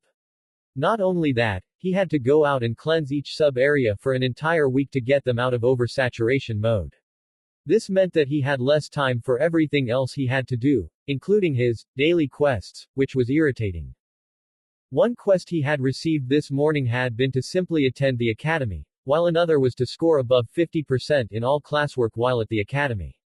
The rewards were simply small amounts of Ryo and Express, a drop in both buckets as far as he was concerned, but he did them. A chance at a rare piece of equipment or a jutsu scroll wasn't anything to laugh at. To be blunt, he was going to be busy as hell over the next 3 weeks, at least. It sucked, but what could he do? Blow off his training? Hell no. Alright now. Uruka-sensei was saying, today, we will be talking about ninjutsu, starting with the Academy 3. Every ninja academy in existence worth the name teaches those 3. Less common are the so-called, traveling 10, jutsu. These are all E-ranked jutsu that were commonly used during the Warring Clans period, but advances in technology have rendered over 3/4 of them obsolete. It is still highly recommended for ninja to learn them if possible, as times have also proved that technology can fail. The scarred Chunin turned and started writing on the board, placing the title of the jutsu at the top. Now, who can name one of the traveling 10 for me? As expected, Sakura's hand shot up. Aside from her, only Choji and Shino raised their hands. Yes, Sakura-chan. Kaiten, Habana, fire style, spark. The pinkett said with a small smile. It was used to light kindling for campfires. Correct. Uruka nodded. It is a weak enough jutsu that even those without a fire affinity could easily learn it. Out of all of the 10, Habana is the most commonly known one due to the utility of it. Anyone else? Sweeten. Roki, water style, filtrate. Choji offered. It cleans water of impurities, but only a bowlful at a time. Correct. The scarred Chunin nodded. Roki was used before we developed filtration seals for water canteens, but I would advise you to learn it regardless. Shino. Doten. Anna, earth style, hole. The Aburame heir stated softly. It is used to create a foot-square hole in the ground commonly used as a fire pit for a campfire. Again, correct. Uruka wrote the 3 jutsu mentioned on the board. Anna was and is used for semi-permanent camps while on border patrol missions, where a simple circle of stones is less desired. Anyone else? There were no others. Okay, 3 out of 10. The Chunin sighed. The other 7 are Raiden, Seidenki lightning style, static charge which was used to kill blood-sucking insects before the advent of insect repellents, many of which we can thank our own Aburame clan for. Futon. Soyoke's wind style. Gentle breeze which is used to push a small amount of wind into an area, providing a through draft in a building, before the advent of air conditioning. Futon. Shosha wind style. Deodorize which erases weak to moderate scents from all but scenting abilities on the level of the Inuzuka clan or their ninkin. Kaiten. Kisu fire style. Extinguish which is used to eliminate any heat or sparks from a campfire once you want it to go out completely. Doten. Yumaru earth style. Fill in which closes up holes such as the type made by Anna. Sweden. Ketsuro water style. Condensation which draws water from the air to a specific location within a meter of the user, useful for if you aren't near a river or are at sea. And finally, Doten. Wana earth style. Snare which creates a small pit with a thin covering of earth over the top of it. Used as either a way of capturing small animals for food or as a defense for around a campsite, at least against those enemies who are unskilled in the use of chakra. Naruto copied down the details of the traveling 10 and wondered why he hadn't heard of them before now. He actually put his hand up and asked that. A good question, Naruto. Iruka nodded. As the 10 aren't combat-oriented like the 3 are, they get considerably less fame and are thus ignored by most stories and fables. Any veteran ninja will tell you, however, that the 10 are just as important as the 3. After that, Mizuki passed out a scroll to each student that had the traveling 10 jutsu in it. Noticing a slight knowing sneer on the blue-haired teacher's face, Naruto used observe on the scroll. Doctored Traveling 10 Jutsu Scroll. A heavily altered version of the Traveling 10 Jutsu Scroll that has key text portions and diagrams removed from the 10 jutsu it contains. They will either not work at all or blow up in the user's face. A weary sigh left Naruto as he shook his head at Mizuki's antics. The blue-haired Chunin sensei had sabotaged his taijutsu, now he was trying to sabotage his ninjutsu. Lovely, just freaking peachy. As if the blonde orphan didn't already have enough to do as it was, now he had to deal with this. End of the week. Sub-Area 1, Training Ground 13. Naruto dove under the slavering maw of a ravening rabid red squirrel, and sliced up with Tsubaki, gutting the beast in mid-flight. The yell of pain from the squirrel was almost enough to shatter his eardrums. You have inflicted a gutting wound on a ravening rabid red squirrel. It is fatal. Time until death, 10:59. Even as the chakra mutant landed on the ground, actually crashing would be a better word for it, Naruto was already moving in for the kill. Bleeding to death was not a pleasant way to go, at least according to Iruka-sensei, so mercy strokes were encouraged in these kinds of situations. You have slain Ravening Rabid Red Squirrel, X10. You earn 3000 Express. You have slain Gnashing Nasty Gray Squirrel, X5. You earn 2250 Express. Wiping his blades on the fur of the nearest dead mutant, Naruto sheathed Tsubaki and Sumair at his back and hit the loot all button. He got a bunch of squirrel fur and bones, with some Ryo and even another jutsu scroll. What's this, Ninpo? Kitsunarisu no Binsho, ninja art. Nimbleness of the fox squirrel. He muttered before actually opening it and scanning the description. It was a jutsu that used the user's chakra to boost the user's dexterity while active. Not only that, once it got to higher levels, there was a chance to develop more techniques based on the abilities of a squirrel. The more dex that he had, the higher the chance of him hitting things with shurikenjutsu was, as well as granting a bonus to all of his skills that used dex to determine their effects. Evasion would get a bonus at a higher level, for example. And, with the amount of chakra that he had available, he didn't see why he couldn't keep the jutsu active 24/7. At least while he was awake, anyway. You have acquired the Ninpo, Kitsunarisu no Binsho Jutsu Scroll. Do you wish to learn this? Y.N. Hitting Y. With eagerness, Naruto saw the blue light of the jutsu scroll divide in two, with half going into his inventory and the other half entering him. Congratulations! You have learned Ninpo, Kitsunarisu no Binsho. Ninpo, Kitsunarisu no Binsho, active, LV1, 000. Ninja art. Nimbleness of the fox squirrel was developed by a small clan who entered Konoha a decade after Senju Hashirama's famous battle with Uchiha Madara. They were the Kimono clan, a group of non-blood related ninja who had banded together due to a shared interest in developing jutsu similar to the Inuzuka's Giju Ninpo, Shikyaku no Jutsu, allowing them to mimic the actions and traits of animals, without the feral instincts and appearance of the dog clan. They mysteriously vanished after the Second Great Shinobi War, leaving nothing behind except their empty clan compound. This jutsu allows one to mimic the agility and nimbleness of a fox squirrel, a breed known for their agility, to increase the amount in the dex stat. Costs 15 CP minute. Grants a dex bonus of +5. It seemed a bit lacking, but then again it was only at level 1, which was the equivalent of an E or D ranked jutsu. You couldn't expect that much. Hey, this would be good for someone who uses their dex stat a lot, like Tenten. Naruto realized with a grin. I'll give her the copy as an apology for calling her Ten-chan, without permission. Go me. Planned safely in his mind, Naruto looked around. That had been the third group of squirrels he had defeated today, but it was the largest by far. If he was a betting man, he'd bet on the area boss showing up soon.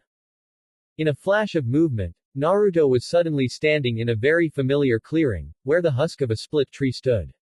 This was where he had faced the berserk fox squirrel the first time. Knowing what was about to happen, Naruto drew Tsubaki and Sumaire and activated the Chakra Nagashi, Futon, jutsu through them. A blue glow surrounded his blades and he could almost hear the shriek of the wind as it was formed into invisible blades along the edge of his tanto. He also activated his new Ninpo, Kitsunarisu no Binsho. You never knew when you'd need a bit of extra speed and it wasn't like he didn't have the chakra for it.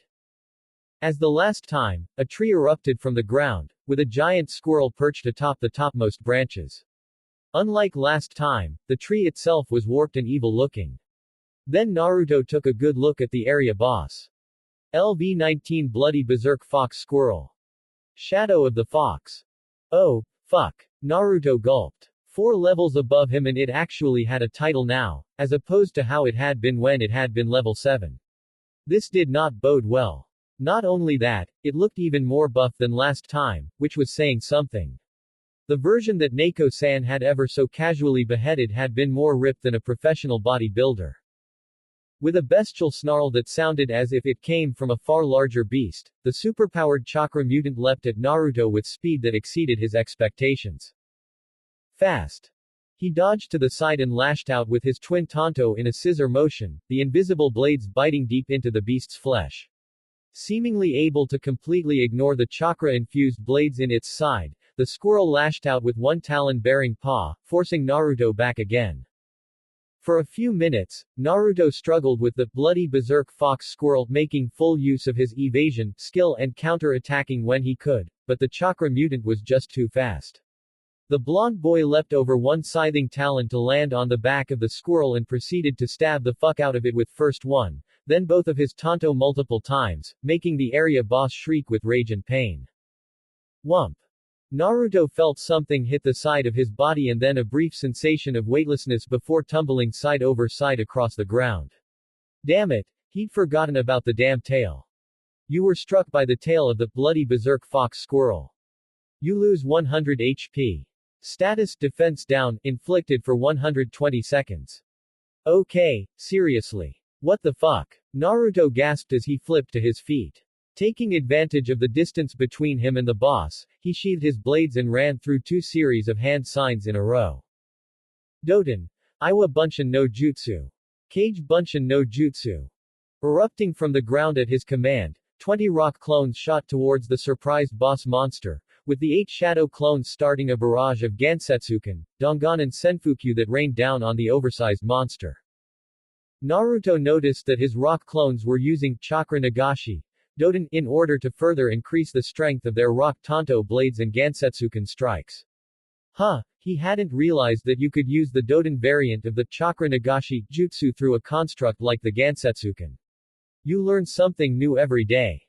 Shaking his head and pulling his mind out of that line of thought, the blonde boy drew his tanto again and joined in with his rock clones to attack the bloody berserk fox squirrel, up close and personal. It wasn't easy due to the speed and surprising agility of the beast, but the rock clones and Naruto managed somehow, especially with the rear line fire support of the shadow clones. The steel-hard hide of the squirrel was literally covered in cuts, some deep enough to pierce through to the other side at thin enough points, but the damn monster just refused to keel over and die. How stubborn was this bastard?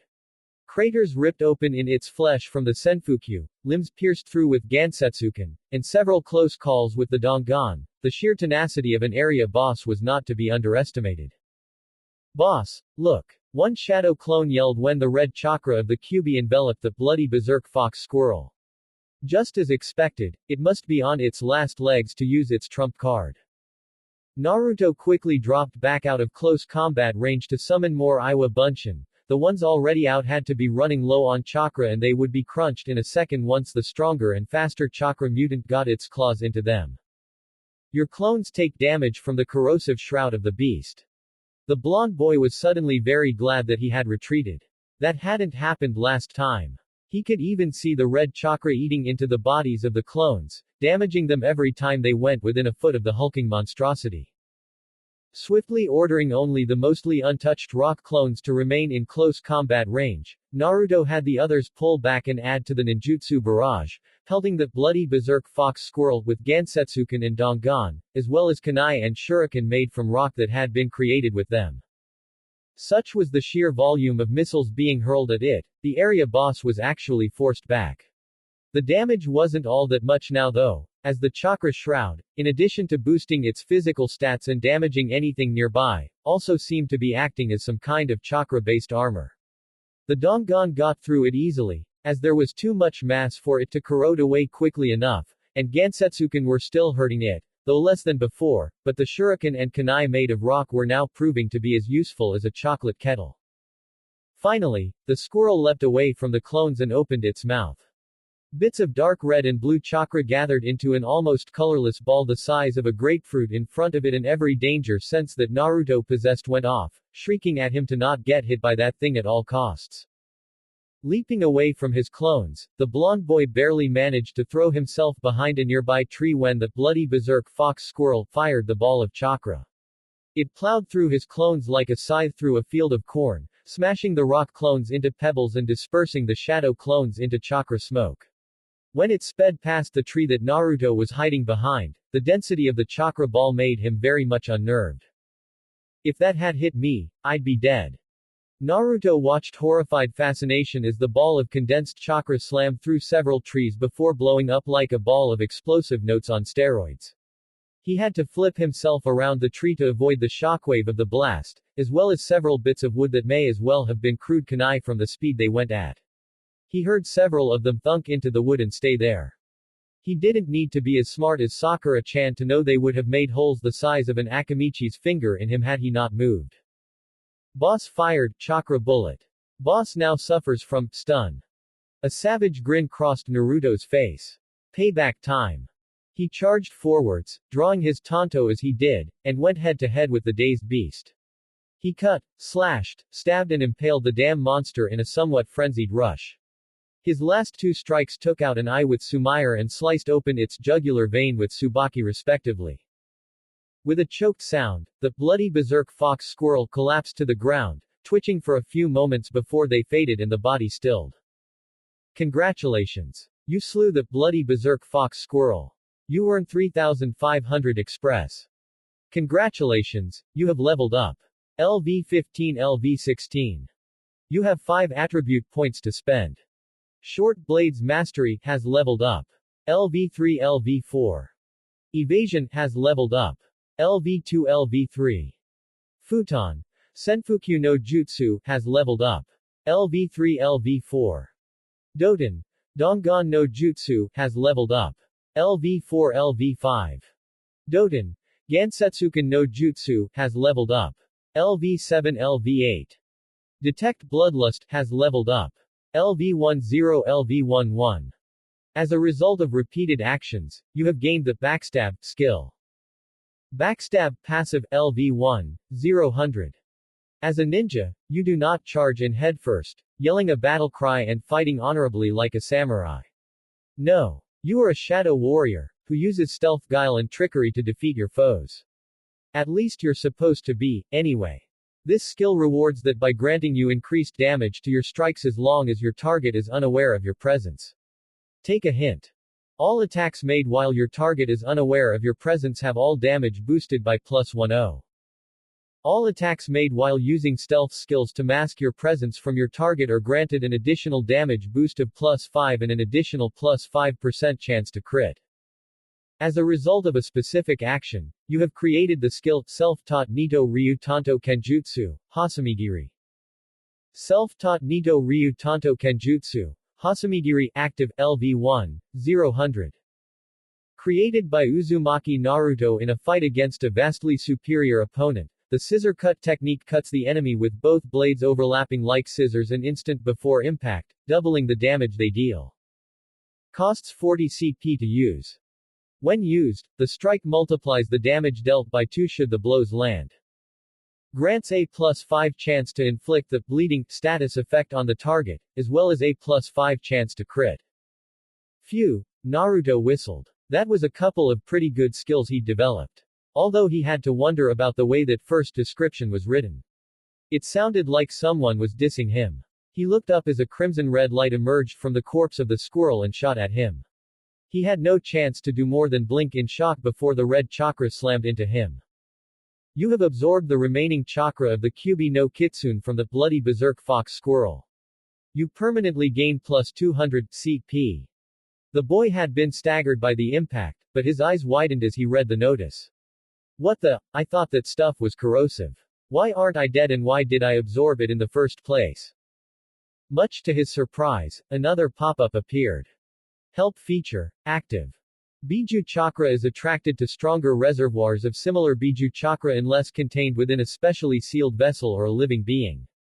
That you absorb the chakra of the nine-tailed fox logically means you have said tailed beast sealed within you. Have a nice day. Naruto stared blankly at the screen with a deadpan expression on his face. Seriously. What the fuck? The next day. Naruto's apartment. How the heck did I get back here? Naruto muttered aloud as he started looking around. He was lying on his bed with his usual green sleeping cap on his head and pajamas on. It was an honest question. The last thing he remembered from yesterday was beating that beefed-up fox squirrel and getting that weird-ass message. Naruto had no recall of ever leaving TG-13, let alone getting home, eating, bathing, getting changed and going to bed. Yet it was plainly obvious that he had done all of the above. He grimaced as he remembered the last thing he could recall, being told he had the goddamn nine-tailed fox sealed up inside him by his little gamer system. Had he wandered back in such a daze that he couldn't even remember doing it? It certainly seemed so. As he went about his morning routine, Naruto considered what to do. He had the Kyubi inside him. That explained why people, the older generation at least, seemed to hate him so much for no reason, even before he started his pranks. Well, the vast majority had anyway. He was man enough to admit that his pranks probably hadn't helped any in that department. That, of course, led the young blonde to wondering just who he should be questioning about this, since it was plainly obvious he needed more information if he ever wanted any peace of mind. His first instinct was Iruka-sensei, but he was only a chunin. There were probably details about it, details Naruto had to know, that the academy teacher wasn't aware of. Iruka was near the top of a very small list of people that Naruto trusted while also being likely to know about his status as the, what had that message called it? Ah yes, Jinchuriki, of the Kyubi. The sad thing was, there were only about a dozen people that satisfied both categories and sadly, only Iruka and one other were trusted enough that Naruto would accept their words at face value. Well, I guess it's about time I go and talk to Gigi again. He mused aloud. This was not going to be a pleasant conversation, Naruto was already sure of it. Still, he needed to know why. Why did he have the Kyubi sealed within him? The only person who could have done it was the legendary Yondaime Hokage, but why didn't history, at least the history books he had read in class, say anything about the fox being sealed? Question after question, and a very large whack of hurt betrayal, started to run through his mind before Naruto rather firmly tamped down on them. gamer's mind activating and helping him to just that before his emotions started to run rampant. Gigi was the Hokage, first and foremost.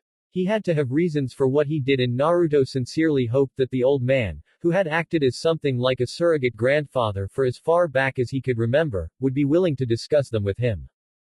Quest alert. Grab the fox by its tails. You have discovered that you carry the great nine-tailed fox within you, sealed there by the Yondaime Hokage in all likelihood at the cost of his life on your birthday. The best person to ask is your surrogate grandfather, the Hokage. Confront him and get the truth. Quest rewards. Plus 2500 XP. Plus 5000 Ryo. Special status changes. Plus. Reputation with Sarutobi Hiruzen. Quest failure. More quest alerts until you do this. Accept. YN. Another quest with no refusal allowed. Naruto had to shake his head as he hit the Y button to make it go away. He could almost swear there was someone pulling this crap for shits and giggles. If there was, the blonde orphan swore he'd find them eventually before giving them a sincere and thorough beating and maybe treat them to a first-hand demonstration of all the jutsu he'd been collecting. As the target dummy. Later. Hokage's office, Hokage Tower. A long life as an active-duty shinobi had allowed Sarutobi Hiruzen to develop a number of talents, one of which was a finely tuned sense for when trouble was afoot. It had served him well, both as an active shinobi and as a desk-bound Hokage, and had saved his life several times before, so he'd learned to trust it wholeheartedly. Thus, since that same sense had been ringing constantly since he'd woken up this morning, he was naturally more than a little tense.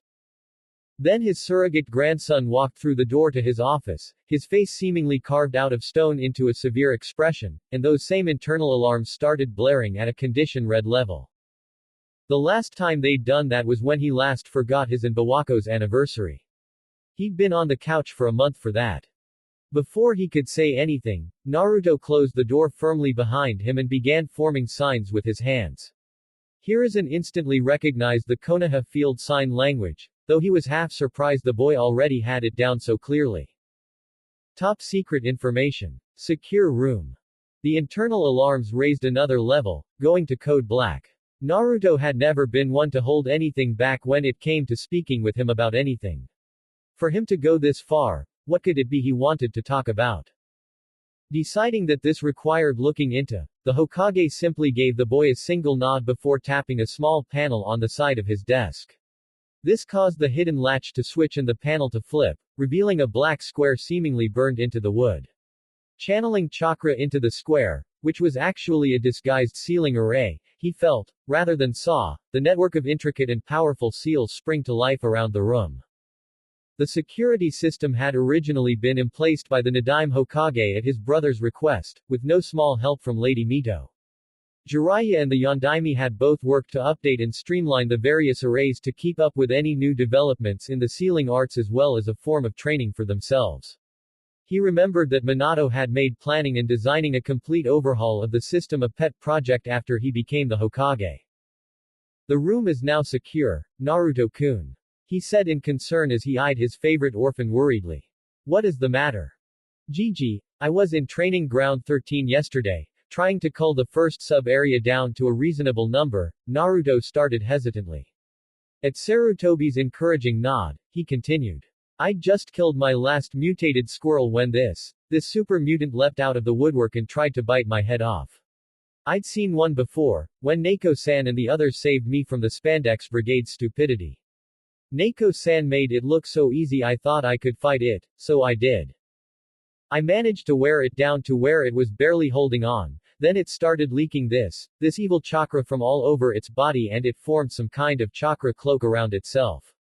The stuff was so potent that I could frickin' see it. It was this bright red and it practically made my eyes burn just by looking at it. It looked like it was melting through my rock clones just by standing near them. Hiruzen, who'd been listening intently so far, practically bit through the end of his pipe as his body stiffened in shock, and he could feel the three Anbu guard hiding in the room doing the same. Chakra often took on properties based on how it was used and who was using it. Depraved and evil men, those who gloried in the darker aspects of humanity, sometimes gave off chakra that felt unpleasant to normal people if they were powerful enough. However, the only chakra Hiruzen had ever heard of that had the same kind of potency that Naruto had just described was that of the Kyuubi no Kitsune. The red color simply adds further confirmation. There's no doubt that the creature Naruto had encountered possessed some of the Kyuubi's chakra. Sarutobi mind-whirled at lightning speeds as he tried to make sense of what he was hearing. How? A chakra mutant, of course. The fox was radiating chakra at an unimaginable scale when it attacked 12 years ago. There were pockets of residual chakra covering the entire village. I had several dedicated sealing squads searching for months after the day of the Kyuubi in hopes of finding and clearing it out before it could lead to something like this. Some must have nestled deep within the training grounds. The chakra already rampant there would have concealed it if it was small enough. Then it would have simply lain dormant there, festering and growing until it found a strong enough host to infect. I see. The Hokage said aloud, already making plans to have an Anbu squad burn training ground 13 to the ground if they had to in order to find and neutralize the beast before it could grow into something truly dangerous. And how did you escape from it? I didn't. Naruto stated simply. I had my rock and shadow clone swarm the thing until we finally managed to kill it. Hearing this, Sarutobi couldn't help but let out a small breath of relief. Even if Neiko had easily managed to kill a similar creature, something he was going to be sure she was properly rewarded for, it was quite something else for an academy student to kill something that possessed the chakra of one of the 9 Biju. As a chakra mutation, it had likely possessed an instinctive connection to the corrosive chakra that no human, even a true Jinchuriki, could ever possess. On the other hand, it had also been merely an animal, a creature incapable of planning or truly strategizing, being locked only in the present. Any animalistic cunning the beast had possessed before would likely have been completely subsumed by the raging malevolence that seemed to infuse the Kyuubi's chakra, reducing it to rabid frenzy. Of course, that still meant that Naruto had been able to take down a frothing berserker infused with a sliver of power from one of the 9 Biju. That was something he'd be impressed by from a seasoned genin, let alone an academy student. That was well done, Naruto-kun. He praised warmly. Yeah, that isn't the end of it. Naruto added nervously, reaching up to scratch at the back of his head. A tic he'd inherited from his mother, Hiruzen noted, whenever she was nervous or embarrassed. I stayed back after I noticed how it was melting through my rock clones, but when the squirrel died, that same chakra leapt from it to me and just seemed to flow into me. Eyes widening, Sarutobi locked eyes with his surrogate grandson as the boy looked at him imploringly. Gigi, what the heck am I? That chakra wasn't human. Closing his eyes painfully, Sarutobi brought a hand up to cover his eyes as he leaned back in his chair. There was no way out of this. He had to tell Naruto the truth. He briefly contemplated lying, but quickly shook the idea off. While he was certain he'd come up with something believable that would placate the boy, he also knew that the consequences of such a lie, when Naruto eventually learned the truth of his condition, could be disastrous. Also, ever since Naruto had started to develop his unusual abilities, he had also started to display a level of shrewdness that few would have expected from him before. It would make creating a suitable falsehood and maintaining it for any extended period far more difficult. No, he had always intended to tell the boy the truth after he graduated from the academy. Lying now would only delay an inevitable discussion and make it that much more painful. I was hoping that I would be able to postpone this talk until you officially became a shinobi, Naruto-kun. Hiruzen spoke softly, his voice carrying a feeling of tired resignation. Words once spoken cannot be taken back, and the truth can be a terrible burden to bear.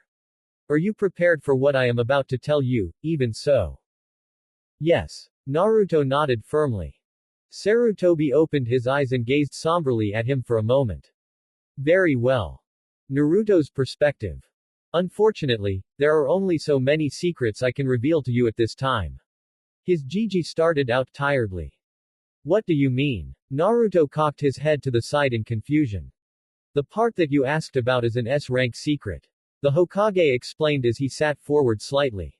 The only reason that I am able to disclose this information to you is because it pertains directly to your body and life, and even then I am skirting the edge since you have not officially joined the shinobi rosters yet. There are, however, SS and SSS rank secrets to do with you that I legally cannot reveal to you until you reach the rank of Jonin, or Special Jonin at the very least. It is not a matter of whether I want or not but that I cannot. That stopped Naruto's incipient protest cold before he could finish thinking about it. S-class secrets were the kind couriers burned before letting an enemy get their hands on them. SS-class secrets were the kind that battlefields worth of ninja were sacrificed without hesitation to protect. SSS-class secrets were the kind that started or stopped wars based on who knew them. That his Gigi was even telling him about the existence of any secrets of that rank to do with him was an immense sign of trust on his surrogate grandfather's part. One that made Naruto feel all warm and fuzzy inside about his Gigi. I understand. The blonde orphan nodded seriously. After peering at him for a moment, Sarutobi nodded and continued. Now then, to start off with, I am certain you have guessed the source of this chakra. Am I correct? Naruto looked sheepish. Kinda. It's the chakra of the Kyuubi no Kitsune, isn't it? Correct. The old man nodded again. Your story starts 12 years ago, on your day of birth, which was also the day that the Kyuubi attacked Konoha. In the history books, the ones in Konoha for the younger generation anyway, it is claimed that the Yondaime sacrificed his life in order to use a kinjutsu that managed to kill the beast. This is plainly a lie. Why couldn't he kill it? Naruto asked curiously. The Kyuubi is not a creature of flesh and blood, Naruto-kun. It is an entity formed purely of chakra given thought and condensed to a point that it take on solid form. The Hokage explained. It is possible to disperse their bodies, though it is by no means an easy feat and even that does not truly kill them. Their consciousness is linked wholly with their chakra and, given time, that consciousness will draw their chakra back together until it can return to a physical form. It is a process that can take years, or even decades, but eventually they will reform and you are back at square one. But, it only showed up 12 years ago, how do you know all this? Was what Naruto needed to puzzle out. Sarutobi folded his hands in front of him as he answered. There are more chakra entities out there than the Kyuubi, Naruto-kun. The 9 most well-known are called the Biju. The Shadaime Hokage used his Mokuton wood-style Kekkei Genkei to subdue and capture every one of them, bar the 9 tails, and established a sort of power balance between the fledgling villages by gifting the Biju to them. The Biju have tails ranging from 1 tail through to 9 and each take on a different animal appearance. They are the 1-tailed tanuki, the 2-tailed monster cat, the 3-tailed giant tortoise, the 4-tailed giant ape, the 5-tailed dolphin horse, the 6-tailed slug, the 7-tailed giant beetle, the 8-tailed giant ox and of course, the 9-tailed fox. Are they all as powerful as everyone says the fox is? Naruto asked. Generally, the Biju are rated based on the number of tails they possess. The larger the number of tails, the stronger the beast. Still, it would be like comparing a 10-ton elephant to an 11-ton elephant. Both are still capable of squishing a man like a bug. More than that, each possess their own unique abilities that makes fighting them on their own grounds suicidal for anyone, even cage-level shinobi. Here is an answered. The one-tail, for example, has long held the ability to fuse its chakra body with sand and resided in caves on Kuni's vast desert before Shadaime-sama captured it. In that desolate expanse of sand, the one-tail is far more powerful than it would be elsewhere, and proved a serious obstacle for Shadaime-sama to capture. I was still just a child at the time, but I was taken along to witness the battle. I knew then, just as I know now, that had it been anyone else, even the Nadaime, they would not have emerged victorious against the one-tail. The sheer awe in the old man's voice when he spoke of that battle made Naruto gulp. He couldn't begin to comprehend the scale of the battle his Gigi had witnessed. After everything that the Sandaime had seen and done in his life, for him to still consider that battle one of the greatest he had ever seen was amazing. After pausing for a moment to let what he had said so far sink in, the Hokage continued in a somber voice. Using Fuinjutsu, it is possible to seal one of the Biju inside of a person, allowing them to draw upon the chakra of the sealed beast. A human to whom this had been done to is known as a Jinchuriki, literally meaning, the power of human sacrifice, in an old tongue. That, Naruto-kun, is what you are, the Jinchuriki of the Kyuubi no Kitsune.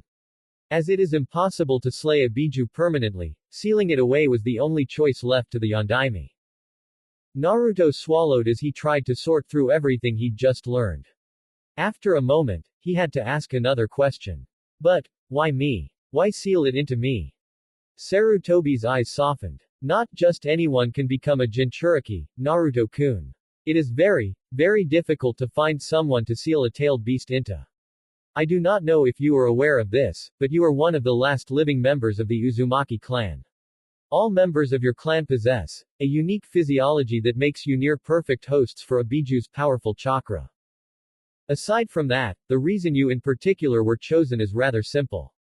Normally sealing one of the Biju takes a great deal of time, preparation, and an immense amount of chakra.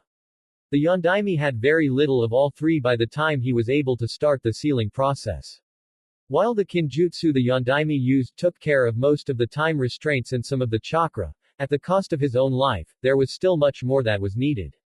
The main reason for the extensive preparation and chakra cost is to reinforce the chakra coils of the prospective host, otherwise the Biju's potent chakra would shatter them, killing the host before the process is finished and merely dispersing the beast's chakra.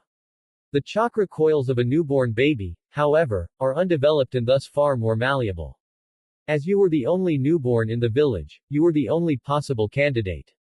The only one the Yondaime could trust to seal the fox in and save the village. Those were some very good reasons.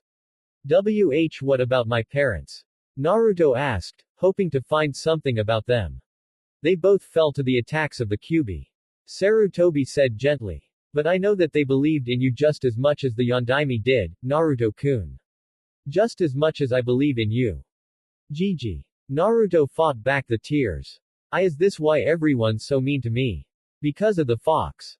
The old Hokage slumped tiredly back into his seat. The Yondaime's last wish was that you would be known as a hero, Naruto-kun. That by having the fox sealed within you, you were acting as the shield of this village day by day. Unfortunately, the Yondaime believed in the villagers. Too much so, I am sad to say. All of the deaths, all of the destruction, you were seized upon as a scapegoat, Naruto-kun. Some believed you to be merely the reincarnation of the fox itself. He scoffed. Idiocy. Others thought it had possessed you, which is equally ridiculous. Why? When constructing a seal to contain a Biju within a human, one of the first things done if you aren't stupid is to create a barrier between the souls and minds of the Biju and Jinchuriki, to prevent any kind of contamination or possession from happening. The Sandaime explained. Jiraiya of the Sanin and I have checked your seal very thoroughly, and not only is it locked tight, the mental safeguards are well beyond what you would expect for even a Jinchuriki's seal. It would be more likely for you to spontaneously develop a Kekkei Genkai than for the fox to possess you. This made Naruto sweat drop for a moment, as you could, if you tilted your head and squinted somewhat, call it the gamer, a bloodline ability of sorts, although he had no clue if it was hereditary or not. Anyway, as the villagers, and other factors, were becoming ardent regarding you, I made an S-class law, forbidding anyone from telling anyone about your status as the Kyuubi Jinchuriki who did not already know. Sarutobi sighed. I had hoped that by doing so, you could grow up as normally as possible. Sadly, it seems that the villagers merely made their children inherit their dislike of you, and the adults harass you. For not knowing of this for all this time, I can only apologize profoundly, Naruto-kun.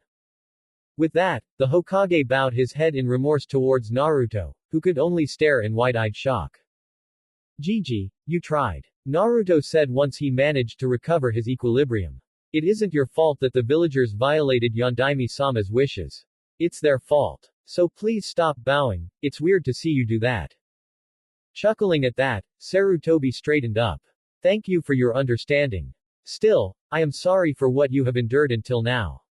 It isn't warranted, nor is it fair. I give you my word that any further interference from the civilian villagers will be curtailed severely, if not outright suppressed. The steely look of determination in the old shinobi's eyes made Naruto actually feel a little sorry for any civilian who was stupid enough to come at him. So, what does being the Jinchuriki of the Kyuubi do for me? Naruto asked after a moment.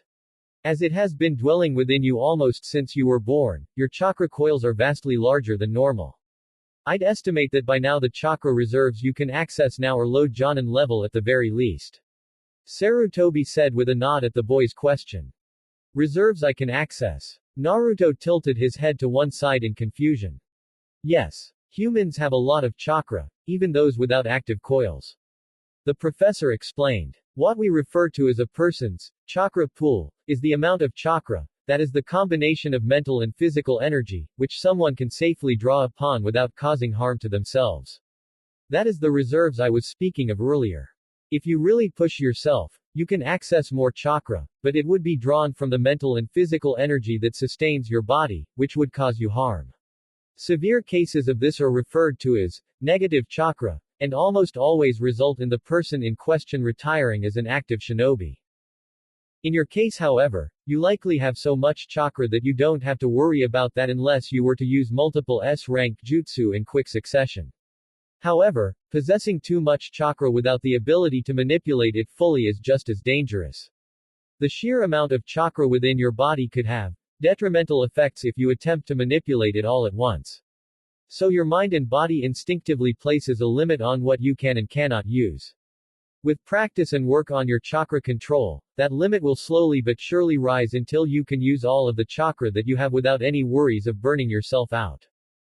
Wow, that actually made sense. His chakra points represented the chakra he could safely access without burning himself out, and they rose because he had a greater control over chakra and ability to withstand the pressure of the chakra.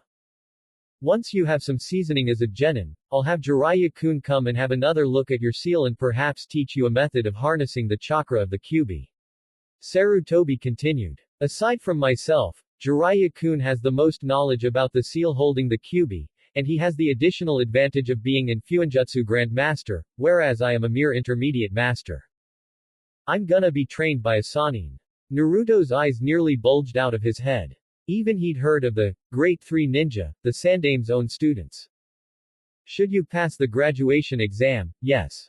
The old man had to chuckle at the childlike awe that the boy showed at that revelation. Now, just to give you advance warning, no one is permitted to inform others of your status as the Jinchuriki of the Kyubi with 3 exceptions. Me, as the one who wrote the law, the sitting Hokage, which just so happens to be me at the moment, and the person whom the law is about. You, in other words, Naruto-kun. I will caution you to be careful who you tell, as it should not be bandied around carelessly. If other villages discovered your identity, they would attempt to kidnap you and extract the kyubi to use for their own ends, which would kill you. The orphan gulped. Understood, Gigi. The Hokage nodded approvingly. Now that the kyubi business is done, there is something I was hoping to ask you about Naruto-kun. A member of Anbu spotted you using some strange ability to absorb a scroll while in town. Can I ask what it is that you did? Naruto froze. Hell, he had not expected Anbu to be lurking around. Although, now that he knew of his status as the Kyubi Jinchuriki, it made sense for him to be shadowed outside of his apartment or the academy, especially since the Spandex Brigade incident. The familiar sight of the world going gray and a box popping up in front of him was almost welcome. Critical choice.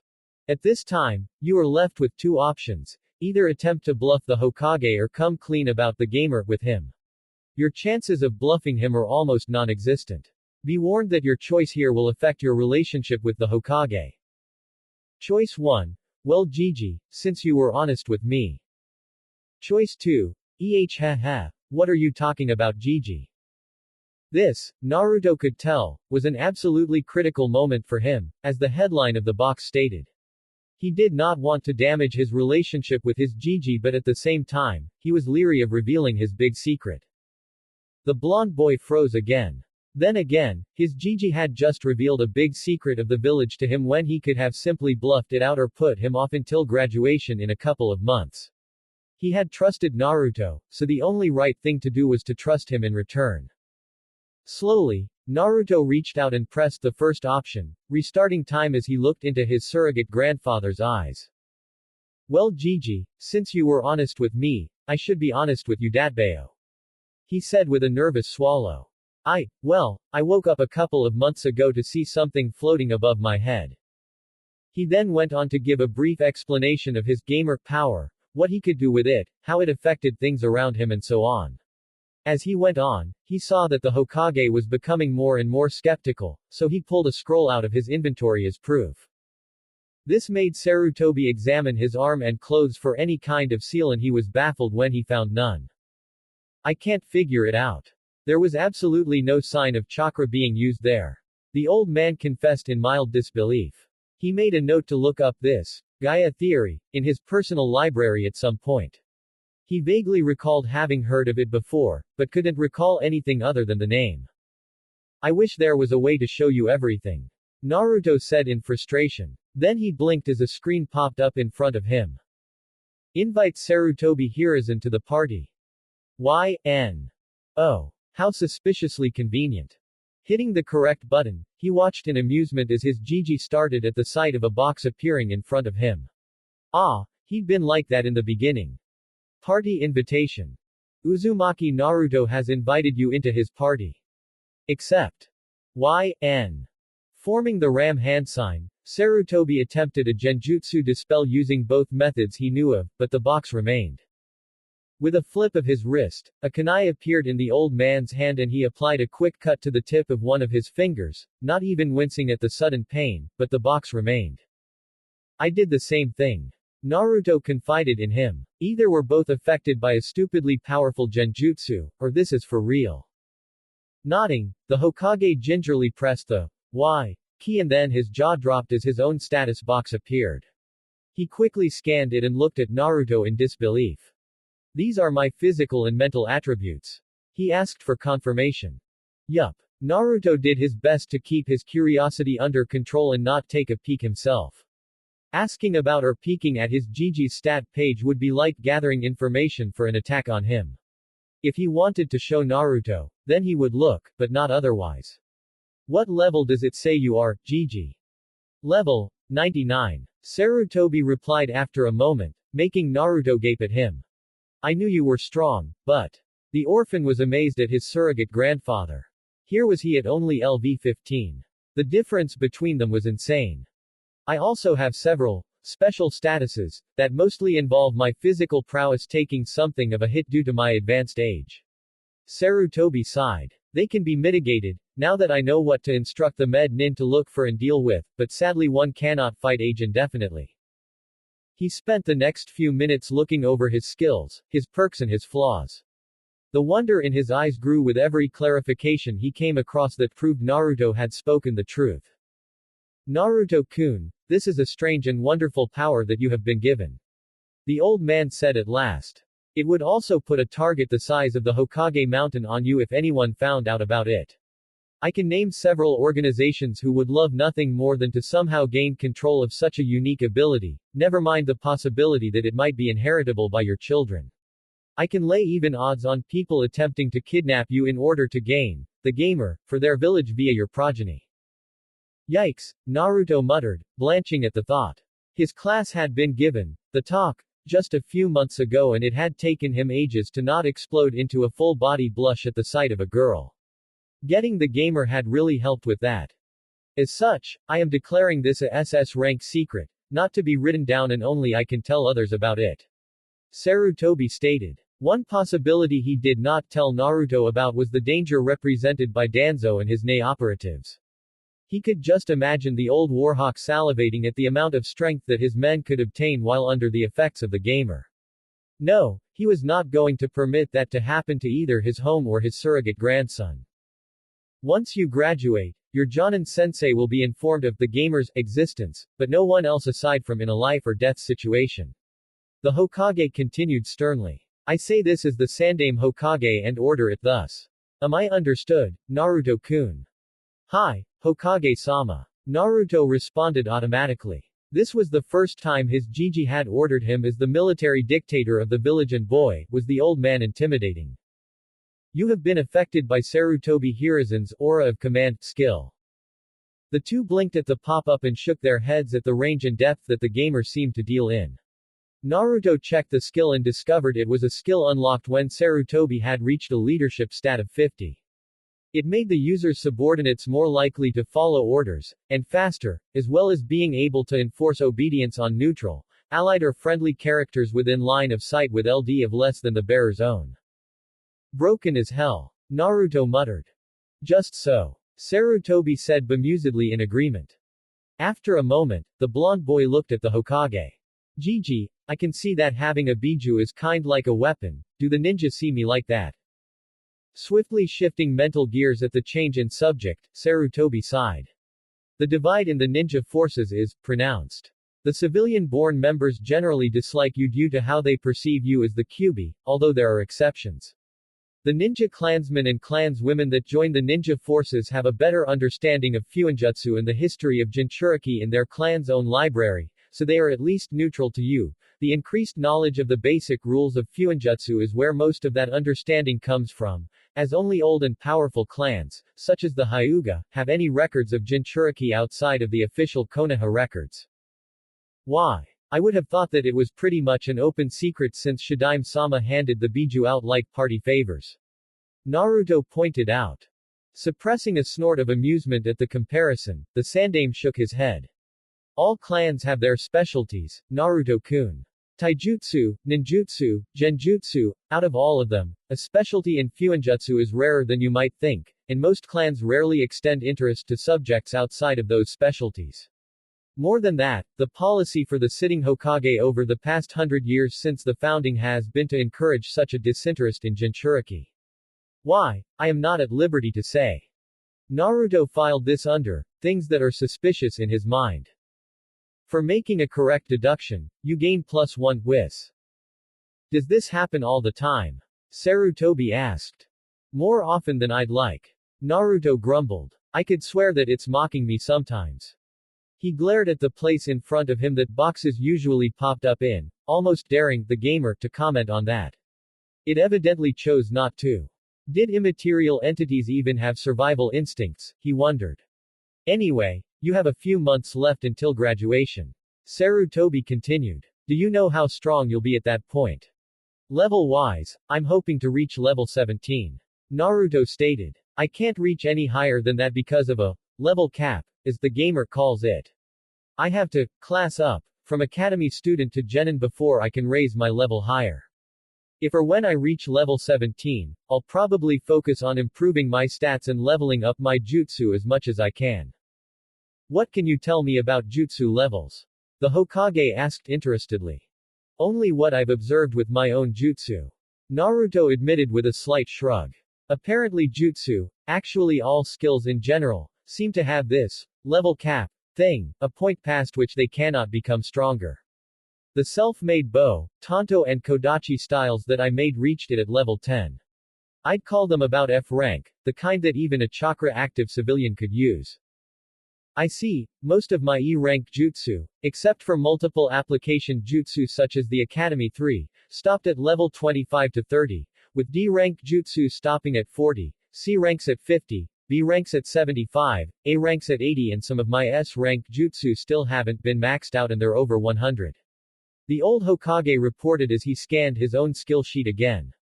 I also have a lot of these skills that aren't really jutsu, such as that aura of command ability from a moment ago.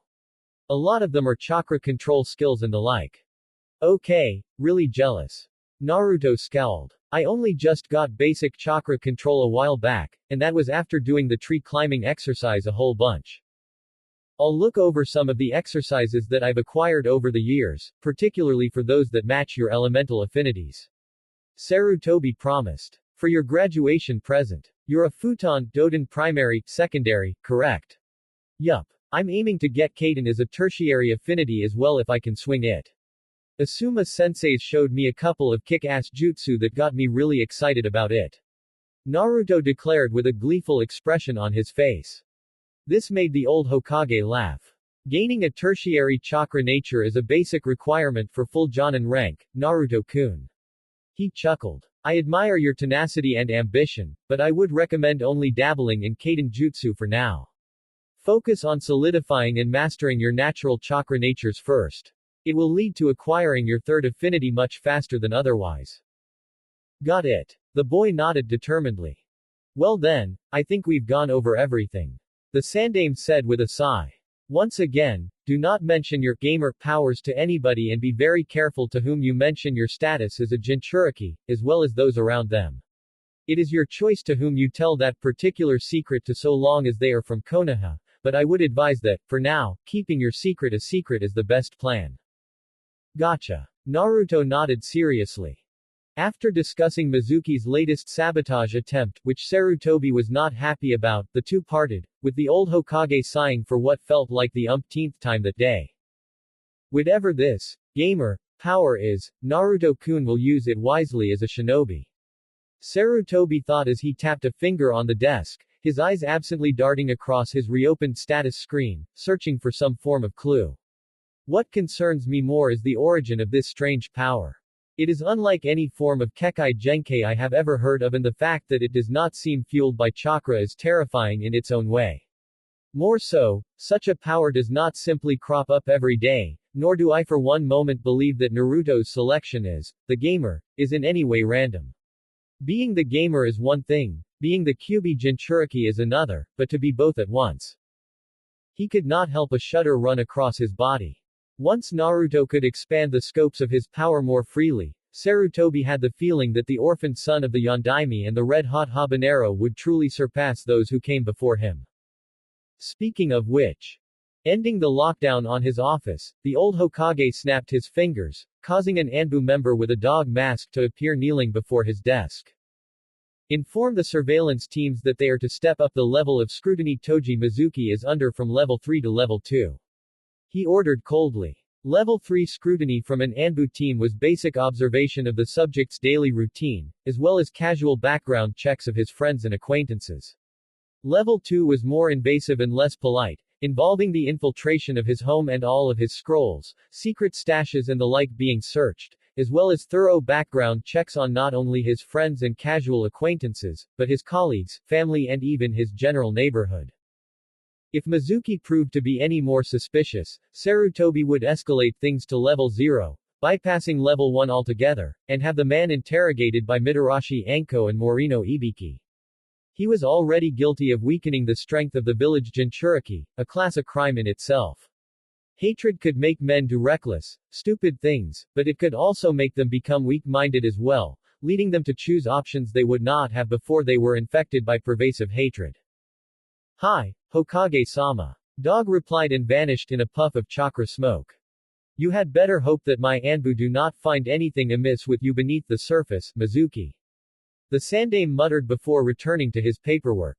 The Chunin had already been on thin ice for what Iruka-kun had reported back when Naruto had just gained the gamer, but now. One more misstep and the old Hokage would simply make the man disappear. In any terms of value, Naruto's safety and proper development was now worth far more than a single Chunin. With Naruto. Quest complete. Grab the fox by its tails. You have successfully confronted your surrogate grandfather and had the truth, or a large part of it at least, revealed to you.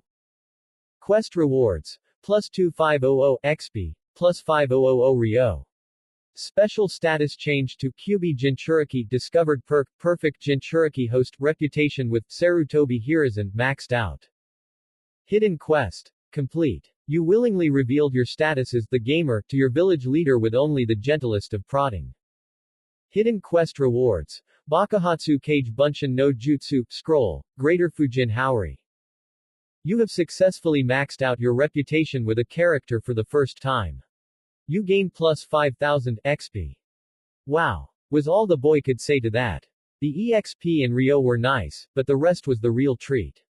The perk, perfect Jinchuriki host, basically stated exactly what his Jiji had told him, that he could have any of the Biju sealed within him without any negative effects.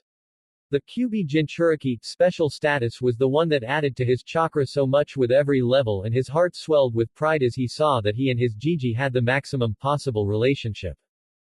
The 2 extra rewards for the hidden quest certainly sounded kick-ass too.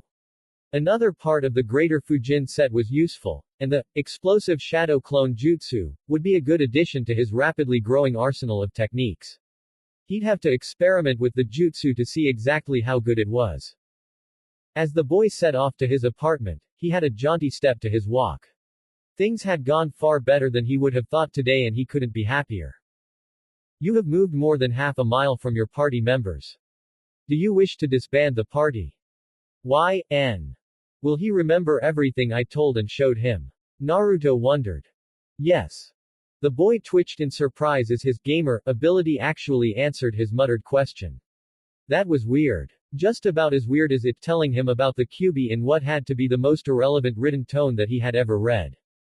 Shaking off the suspicion that something was going on with the gamer, Naruto hit the Y button and dissolved the party.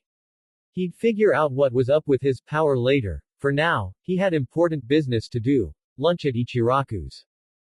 Later. Underground base, Konoha. Danzo, sitting behind a desk, listening as his agent reported what little he knew about the meeting that had occurred between the weapon and the old monkey. The defeat of his agents a few weeks ago, with one actually dying at the hands of the weapon, was a mixed bag of news for the old Warhawk. On one hand, the weapon was now blooded and would find taking a life far easier from here on out. On the other hand though, he was fairly certain that Sarutobi had guessed that he was behind the attack. Plus, losing an agent, even if it wasn't one of his elite operatives, in what should have been a milk run, was not making him any happier. Ni's rosters were small enough already without losing agents on easy missions. The fact that the old fool would likely now be working to further undermine his organization would make replacing his losses and gathering new, raw materials, even more difficult than it had been before. The meeting that had taken place earlier that day between the two people who had irked the Yami no Shinobi for the past 12 years was unusual.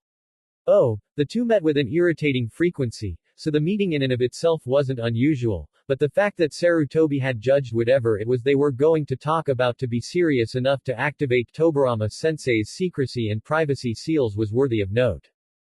Even he couldn't bypass those seals without Sarutobi realizing he had done so. He'd made several attempts at finding a bypass and had some partial successes early on, but when both that fool Jiraiya and the soft-hearted brat Namikaze had gotten involved in updating them, his attempts had become utterly ineffective. Danzo may have loathed Jiraiya for a foolish wastrel and the Yondaime for his pacifistic tendencies, but not even he could deny their skills with art of fuinjutsu far surpassed his own. Return to your post. The crippled man instructed the agent once he finished his report. Attempt to discover any paperwork that might give a hint as to the subject of their conversation. Hi, Danzo-sama. The man vanished as he spoke.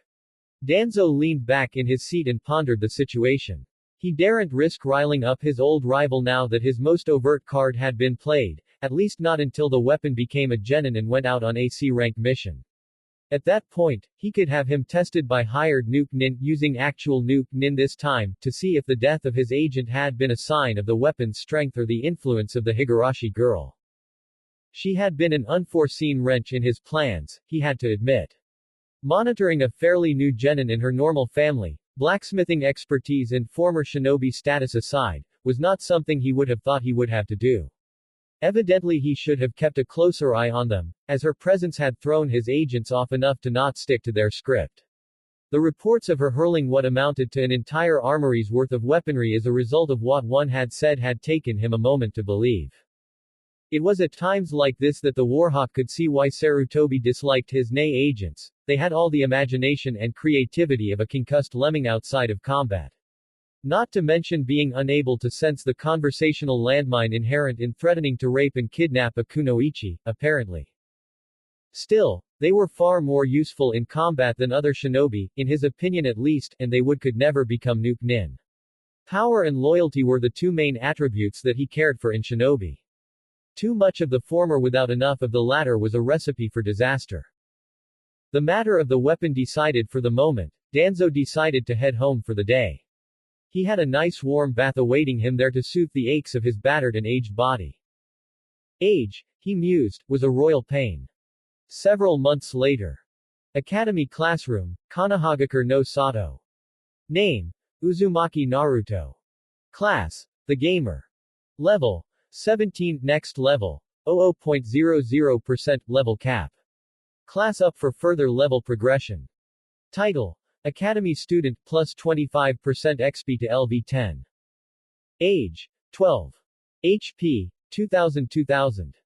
CP, 2200-2200. STR, 43. Santa, 46 plus 10. Dex, 40. Int, 41 plus 5. Wis, 37.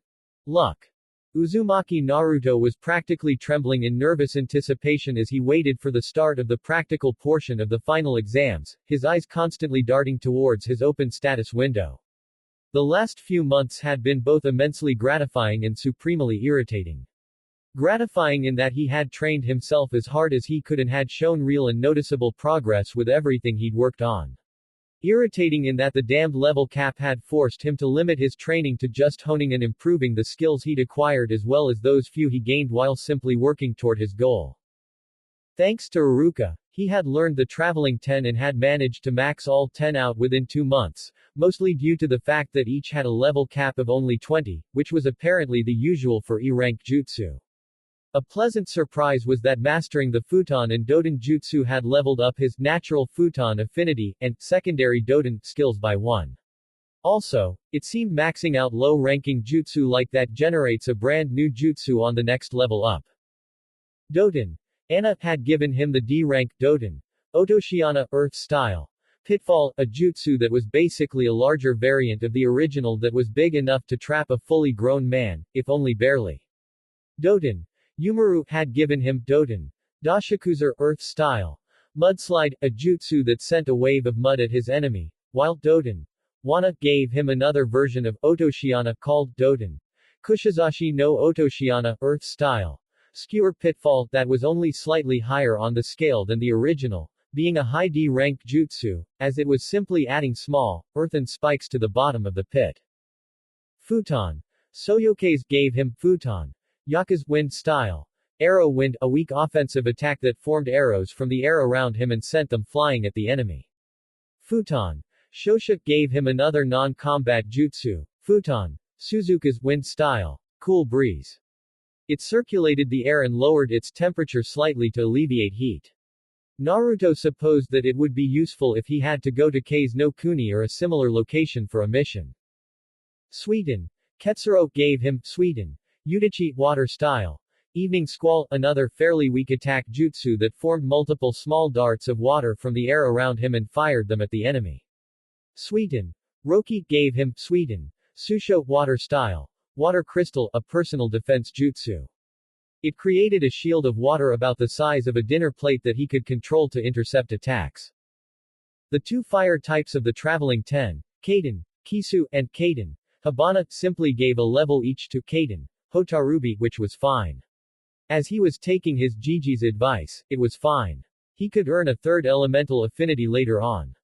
Finally, Raiden, Seidenki had given him Raiden, Denko Sekka Lightning Style, Lightning Snowflakes, an odd jutsu that, as its name suggested, fired a dozen or so snowflakes of lightning at the enemy, each dealing only a tiny amount of damage but also having a small chance to cause temporary paralysis as a result of muscle spasms. He had been forced to show Iruka-sensei the doctored scroll that Mizuki had given him in order to get a proper scroll, and boy, had Iruka-sensei been pissed at Mizuki. He had gone off to report the man with almost indecent haste and had come back looking, if not satisfied, then mollified by whatever his Gigi had said. His study dates with Sakura had continued, although he hadn't gained any int from the sessions within a bit over a month after learning about the Kyuubi. On the bright side, he was now halfway up the ladder of neutral to friendly relationship-wise, not as far as he'd like but he'd take it. Naruto had also tried to be nice to Hinata, emphasis on tried, because the girl fainted if he was too nice to her. Seriously, the first time he called her, Hinata-chan, to her face, she turned crimson, squeaked and fainted. How the hell were you supposed to talk to someone who did that? At a guess, it was her shy maiden title that she had, her second title at that. He had scanned people with observe and found that a lot of people, especially members of the shinobi forces, had a second title. That he hadn't been able to see them until only a month or so ago, which was likely because the observed skills level had been too low. The civilians either hadn't classed up to earn a second title, like Tenten's parents, or weren't a member of an important clan, like Hinata was. It made Naruto wonder what high-ranking people, like his Gigi, had title-wise. All he got when he casually observed him was a screen full of question marks and only a single title. As the Uzumaki boy doubted that his Gigi was in any way inferior to Hyuga Hinata, He had to guess that the Hokage had at least the same number of titles that she did, perhaps even a third or more. There's so much about my power that the help section either doesn't mention or skates over. He thought with a frown. It's like the stupid thing wants me to learn things as I go rather than having all knowledge straight off the bat. Down at the front of the classroom, the two Chunin, Iruka and Mizuki, were marking papers, which made Naruto grin somewhat. Thanks to his increased int and wis, all thanks to Sakura, he could have passed the test with full marks, but he chose not to. His scores over the past year had steadily risen to be just above average, and it would be odd for someone who'd been dead last at the start of the year to get a perfect score out of nowhere. Plus, he wanted anyone that got their hands on his files to underestimate him. So, he had made enough deliberate errors to earn a passing grade just a bit above the normal curve, but not spectacularly so. He hadn't gotten any of the questions regarding the Hokage wrong though, such blasphemy was beyond his ability to accomplish. As the man who would surpass all the previous Kage, he had to have a thorough knowledge of all his predecessors in order to fully and completely surpass them. Okay class. Iruka called as he stood up. It's time for your taijutsu and shurikenjutsu tests. Follow Mizuki and me outside so we can conduct them. Those two tests were only worth 10 points or so each to your overall grade, so most had just half-assed it the previous 2 times Naruto had taken the exam, at least with the latter test. Taijutsu was a vital survival skill for a shinobi, however, so no one in their right mind had ever skimped on it, save a few who claimed they were going to be jutsu experts. Tenten had drilled him on his throwing technique though, so Naruto had no desire to draw her wrath by getting any less than full marks for the shurikenjutsu test. The couple of times that he had seen her really angry since he had befriended the aspiring weapons mistress made the young blonde very eager to avoid having that rage turned on him for any reason. Out of all of his classmates, the only person to get a perfect score of 10 out of 10 in vital locations on the target during the shurikenjutsu test was Sasuke, with Hinata and, surprisingly, Shikamaru coming in second with 9. Shino, Kiba, Ino and Sakura got a respectable 8 out of 10. Kiba and Choji scored 7 and 6 respectively. So when, with practiced ease just short of Sasuke's own, Naruto also scored a perfect 10 out of 10, there was loud muttering from the class. Sasuke looked shocked for a moment before smirking and letting out an ambivalent grunt. Iruka also looked impressed. You have gained plus 200 reputation with Uchiha Sasuke. You have gained plus 200 reputation with Yumi no Iruka. Stifling a pleased expression, Naruto moved away to let the rest of the civilian genin aspirants have a turn at throwing.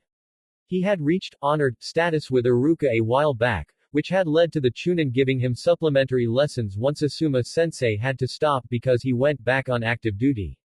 His shurikenjutsu and other general ninja skills had all risen by quite a large amount thanks to that.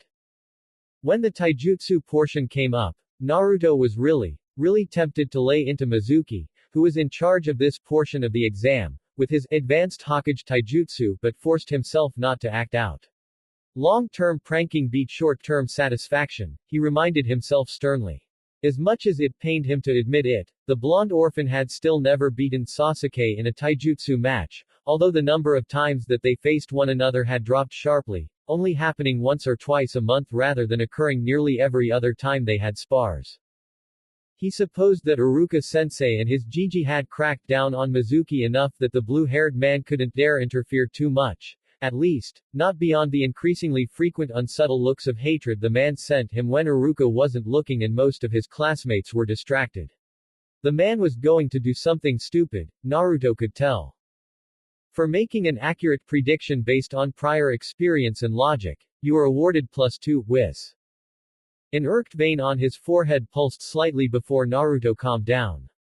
His power had become very snarky and sarcastic recently, sending verbal, written jabs at him whenever he gained stats and generally being a bit of a pain in the ass.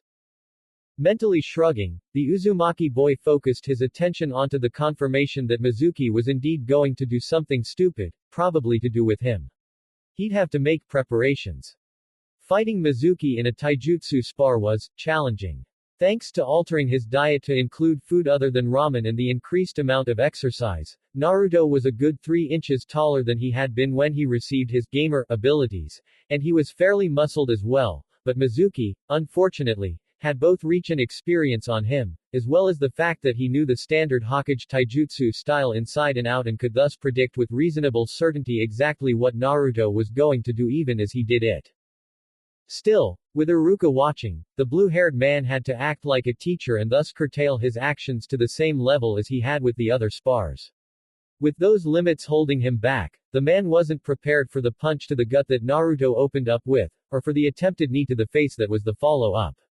He was still a Chunin though, so he was able to dodge the second attack, albeit by a thinner margin than he would have preferred. Grimacing as his attack failed, Naruto quickly retreated to await Mizuki's inevitable counterattack.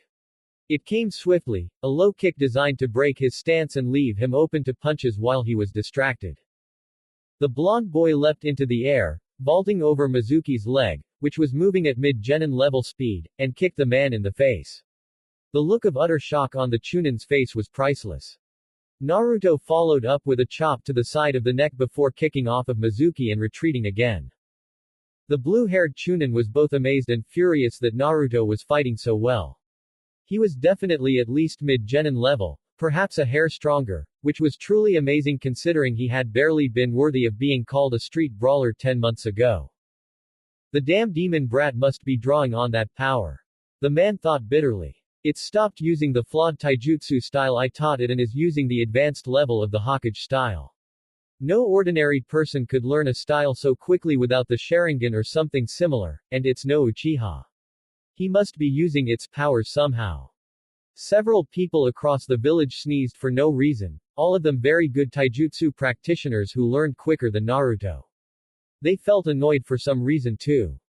Very impressive. Even if Mizuki's lowering his abilities to mid-genin at the moment, he's still got a longer reach than Naruto, and he's far more experienced.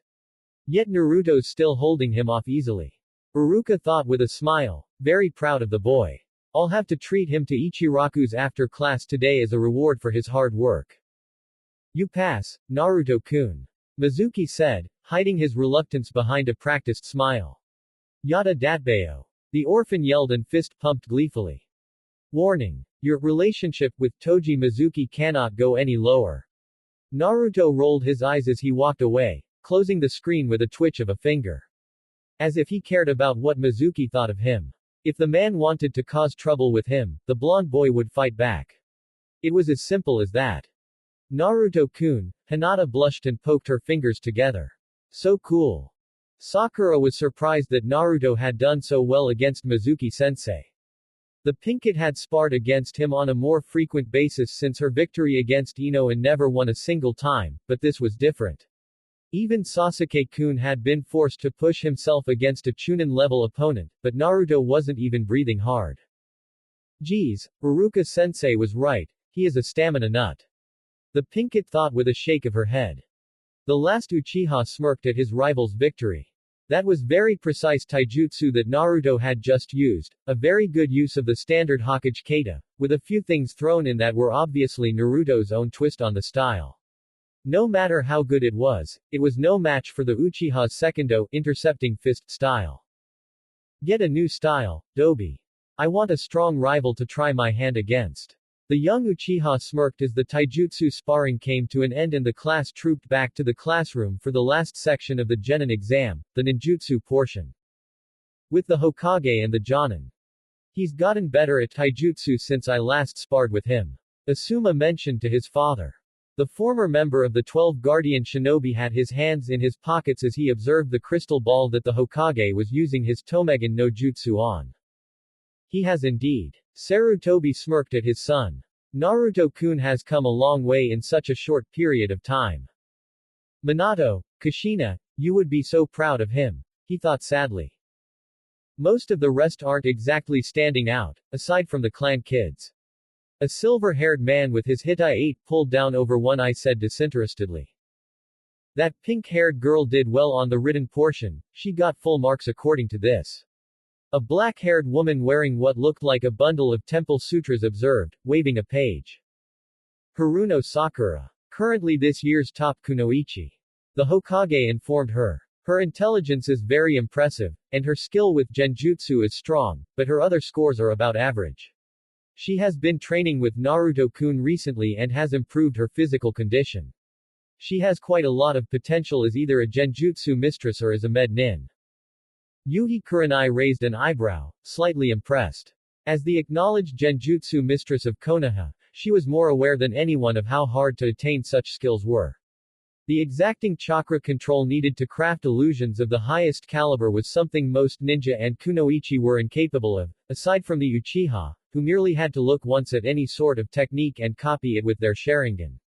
With the only Uchiha loyal to the leaf more inclined to ninjutsu than genjutsu, she doubted her position as the preeminent genjutsu expert was in any danger. Med Nin had just as exacting chakra requirements as a genjutsu mistress did, except they were also required to have in-depth knowledge of not only the human anatomy at a level that surpassed most assassination specialists, but also a deep amount of focus, as a single fluctuation of chakra at an inopportune moment could spell disaster for their patients.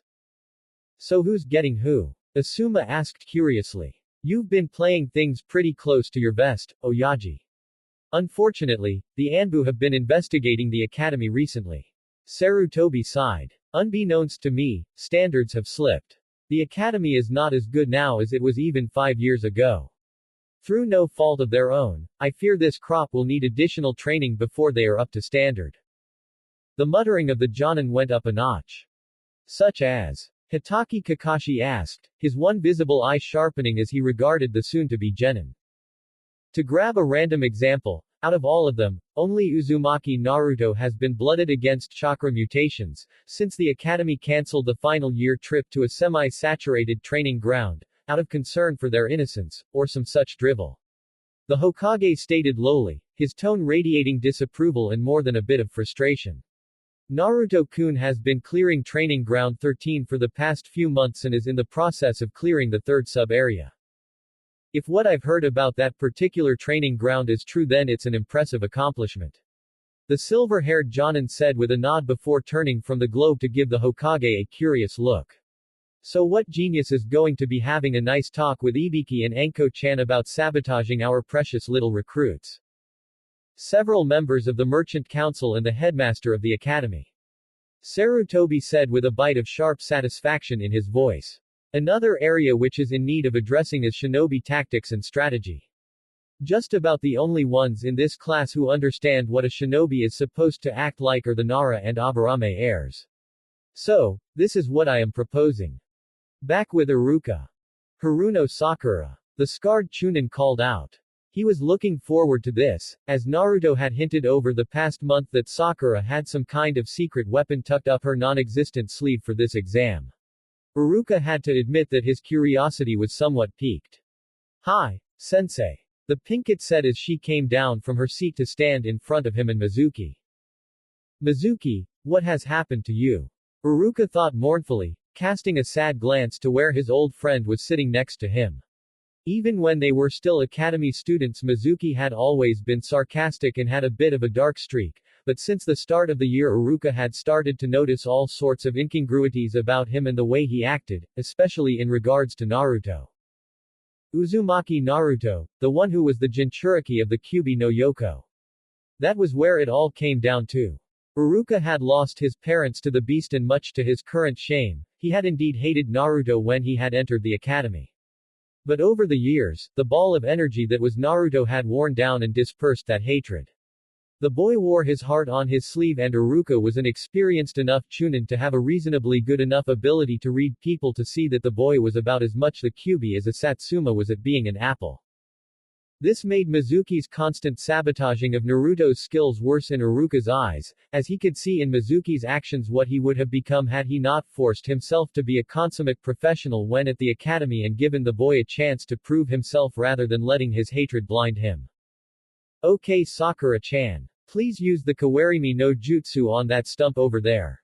He nodded at the wooden block of wood that Mizuki had pulled out of a cupboard when they had returned to the classroom. Nodding, Sakura ran through the 5 hand signs of the technique: tiger, boar, ox, dog and snake. Kawarimi no Jutsu. In a small puff of smoke in both locations, Sakura and the block of wood had exchanged places. Iruka noted that the amount of chakra smoke was very small, indicating a high mastery of the technique, as well as almost no chakra wasted. Very good. Now swap positions again, please, he said with a nod. With another few moments, Sakura and the wooden block were back in their original positions. Uruka marked her down as receiving full points for that jutsu. Now, I want you to use the Henge no Jutsu. Transform into Mizuki. The scarred Chunin directed her. For a civilian-born student, even one with such excellent chakra control as Sakura had, this was a tricky jutsu as she had to constantly emit chakra in order to maintain it, and she had smallish reserves. Sakura ran through the three-hand signs, dog, boar and ram. Henge no Jutsu.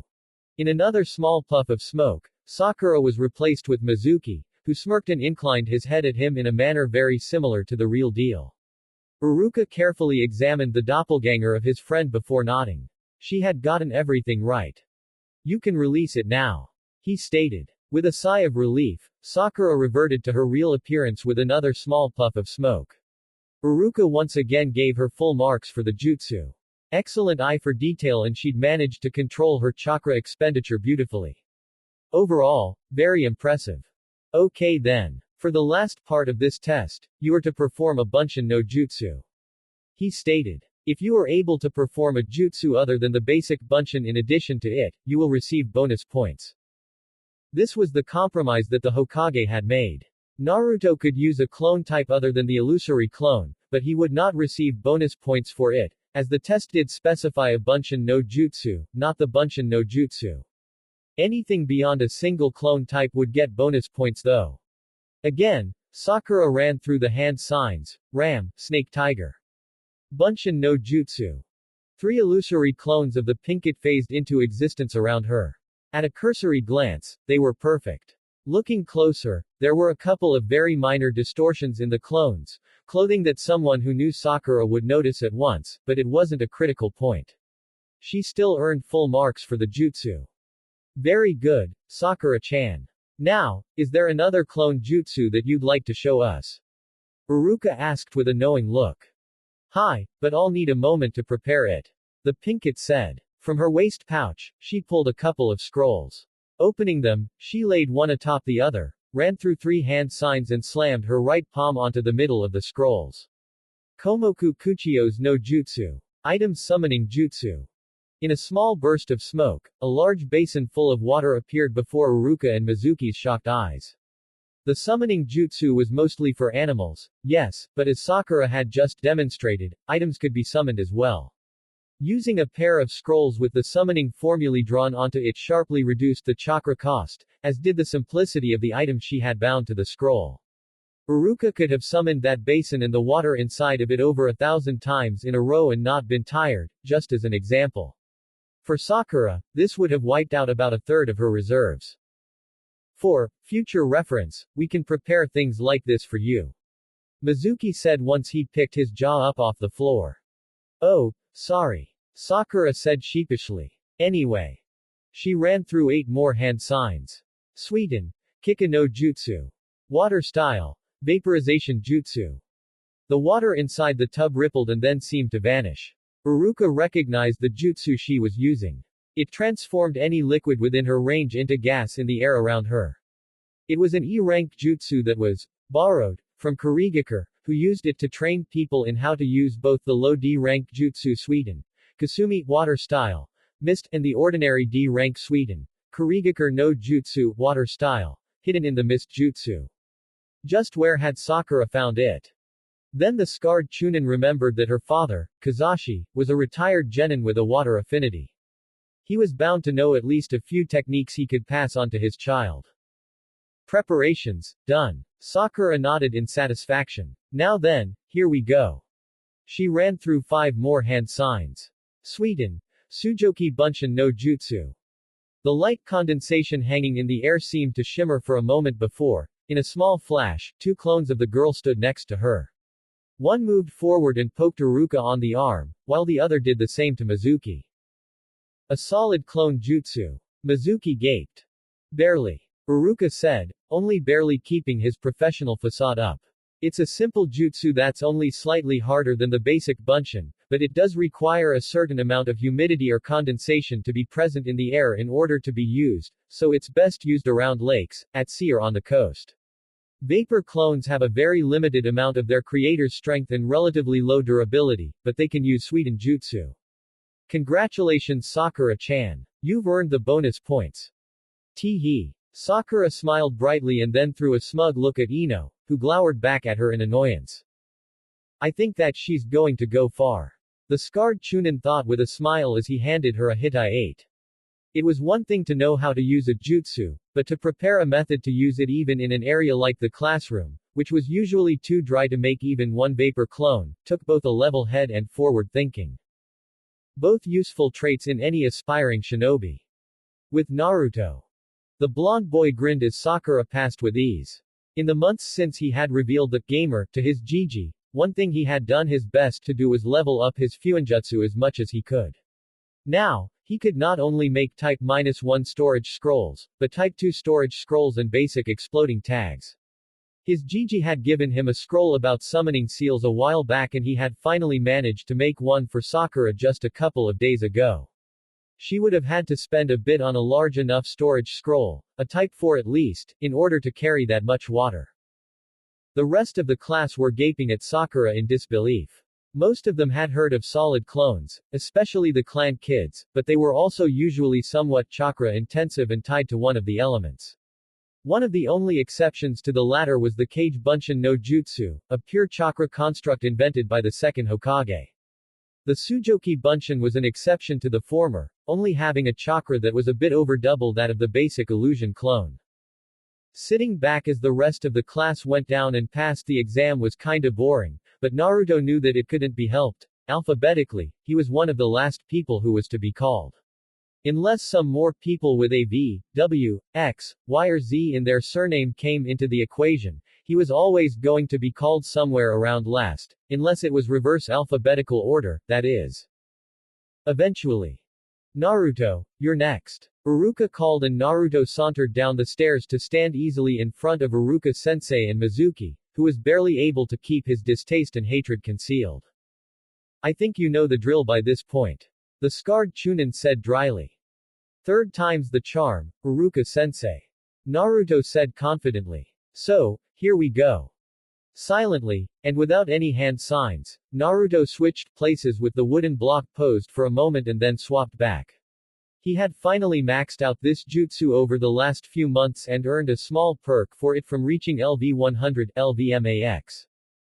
The substitutor, you have mastered the Kawarimi no Jutsu to its ultimate limit. You are now able to swap with something as small as a mustard seed with no hand signs and no intonation. Chakra cost for using a Kawarimi no Jutsu is now set at a flat 5 CP, regardless of the small size of the target or how close it is to the jutsu's outer range. Swapping with anything larger than yourself will still cost more CP though. Mastering a jutsu like this really did pay dividends. Iruka blinked in awe. That was well done, Naruto. Okay then. Please transform into Hokage-sama for me. Smirking, Naruto made the ram hand sign and transformed in a small explosion of chakra smoke. Well, small by his standards, anyway. It was about triple the amount that Sakura had used for the same jutsu. When the smoke cleared, the stern personage of Sarutobi Hiruzen stood there eyeing both Chunin with scant favor. Iruka-kun, Mizuki-kun, I trust that everything is going well in these exams. The voice, both in tone and cadence, was spot on, enough to make Iruka and Mizuki instinctively straighten just as it would with the real deal. Naruto smirked as he reverted back. He had also maxed out the Henge no Jutsu, but hadn't received a perk. Instead he'd received a quest. 4x of the 100 transformations, you have maxed out the Henge no Jutsu. The most famous man to use this jutsu is Kazan of Yugakure, known as Hyaku Henge no Kazan. Match him in this regard for a reward. Quest goal: transform into 100 different people and deceive at least one person who knows the target well. Current transformation and deception count, 2100ths. Quest reward: plus 5000 XP. Perk: Naruto of the 100 transformations, Shunshin no Jutsu, scroll. He would have done it just for the pranking value, never mind the actual rewards for the quest. That was excellent, Naruto. Uruka praised him with a smile. I literally couldn't tell the difference.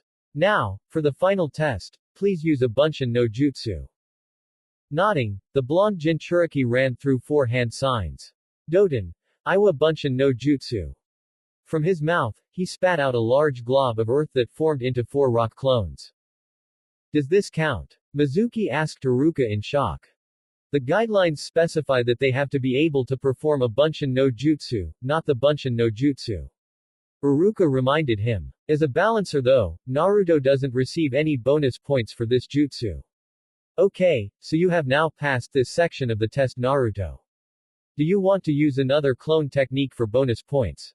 Sure. Naruto grinned. Oi, you too. Do it. 2 of the Iwa Bunshin nodded and used ran through 2 hand signs apiece.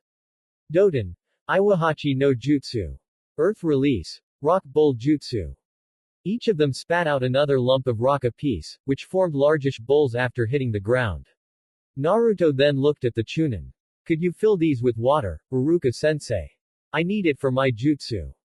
Uruka smiled. Sure. He ran through a hand sign sequence and raised a hand at each bowl.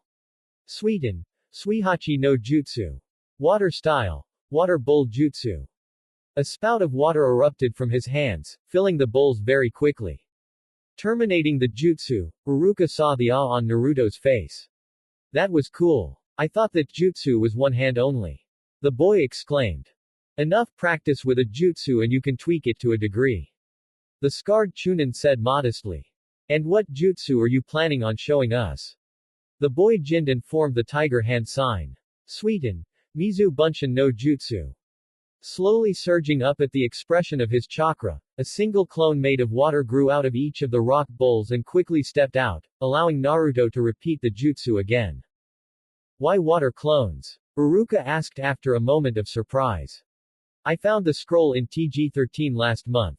Naruto shrugged. It still takes too long to form a clone, but I'm gonna practice until it gets up to standard. That's a good plan. The scarred Chunin nodded and undid his own Hitai-8 before handing it over to Naruto. Just like I promised, my Hitai-8. Wear it proudly as a ninja, Naruto. Naruto took it carefully and smiled wildly enough that it was a surprise the top of his head didn't suddenly fall off. It had been an old promise between the two of them that when Naruto graduated, Uruka would give him his Hitai-8. Waiting through the long, not to mention boring, after-exam lecture was a pain in the ass, but Naruto bore through it.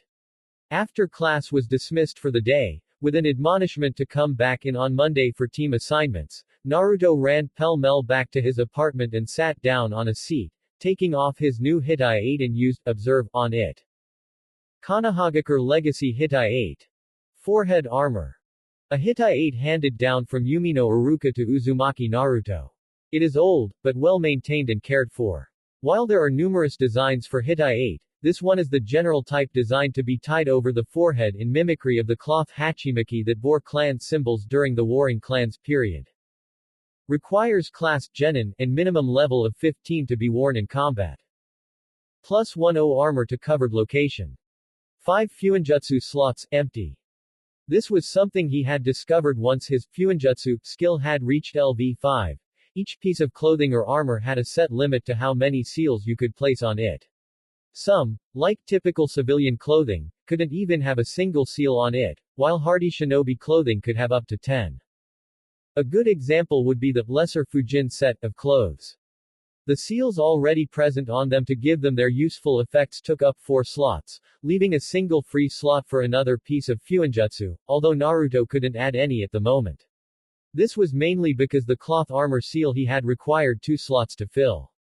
Until he found a way to either increase the number of slots a piece of clothing possessed or reduce the number of slots that the cloth armor seal needed to take up, that is.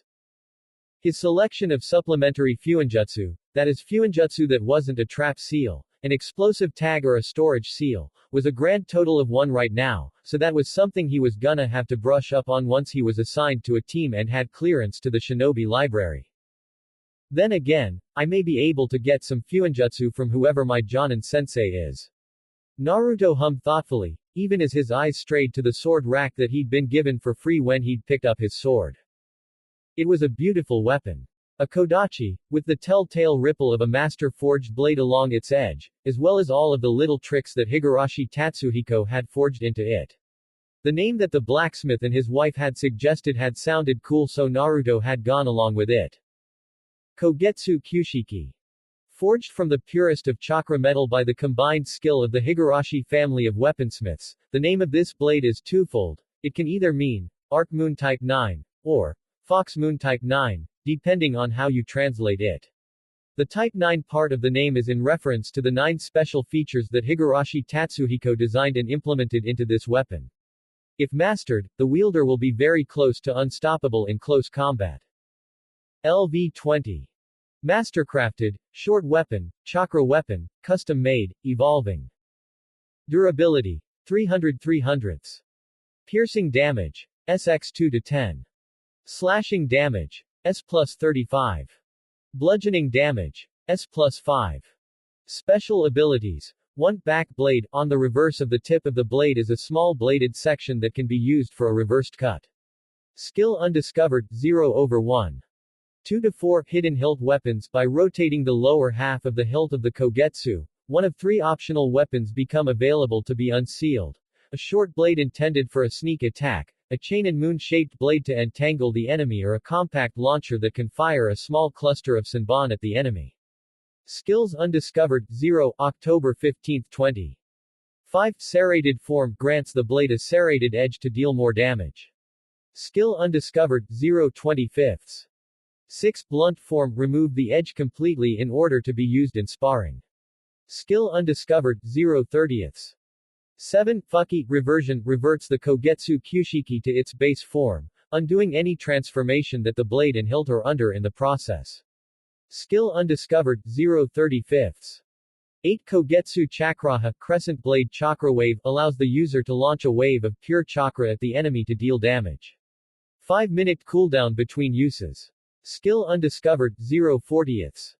9. Kyujin Renden 9 blades barrage. The blade splits into 9 tendrils that lash out and strike the nearest enemy. Damage is halved against armored locations. Skill undiscovered, 0/50.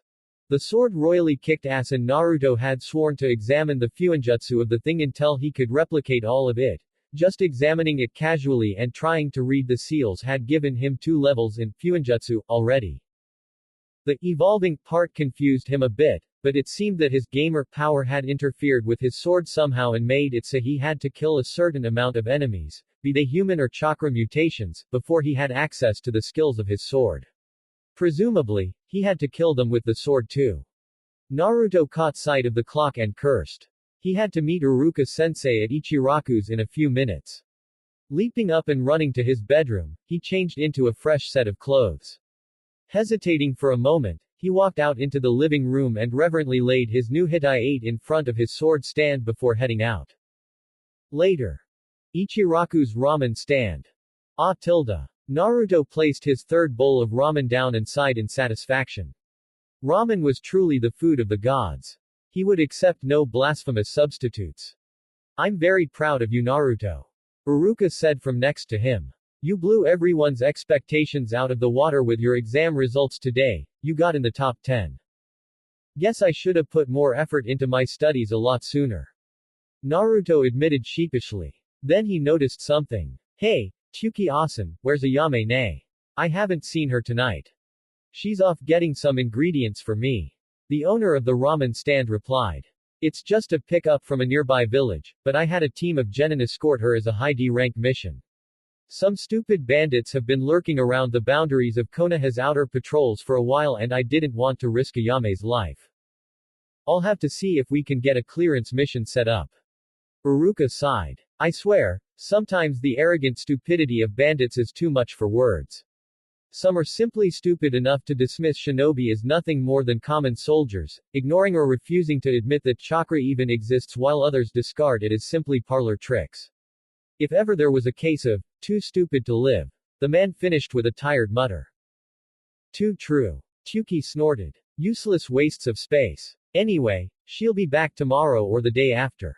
Plenty of time for you to show off your Hitai-8 to her. Naruto just rolled his eyes. Iruka-sensei, how common are bandits anyway? Both more common than I'd like and less common than you'd think. The scarred Chunin mused. Bandits come from all walks of life, deserters from the armies of the daimyo, villagers who had to turn to it to feed their families. Some of the more dangerous ones tend to be dropouts from the various shinobi academies, outcasts from the wandering clans, and even some low-ranking nuke nin, those ranked D and C in the bingo book. You tend to see them more during the wars or for a couple years afterwards, but they crop up even during peacetime. Most tend to find isolated areas far from ninja and prey on lone travelers and villages, but some, like the idiots around Konoha, tend to poke the bear by targeting the more well-traveled trading routes or larger settlements. We get hired by the local representative of the fire daimyo to clean them out every so often, but they tend to pop up again like cockroaches after a while. Wow, the newly minted genin blinked. Yeah, bandit clearing missions are a pretty standard C-rank mission. Uruka said with a laugh. The daimyo's armies rarely move from the cities unless it's wartime, and we're more mobile to begin with, so we ninja get the job of cleaning up bandits more often than not. Well, that's enough on that. Looking forward to finding out who your Jonin sensei is on Monday. Yeah, I've been wanting to get into the genin portion of the library for a while, cause I need to get proper Kodachi and Tonto styles to learn. The boy grinned. I meant to get you one, but I got caught up in paperwork. Uruka apologized before glancing at the clock and scowling. And I have to go and finish more paperwork right now. The end of a semester is always a pain in the butt with this kind of thing. Leaving a handful of Ryo notes on the counter to pay for his and Naruto's ramen, the Chunin ruffled a protesting Naruto's hair before leaving. Why does he always do that? Naruto grumbled good-naturedly as he tried to get his spiky mop back into some semblance of order. Chuki laughed at the put-upon expression he wore.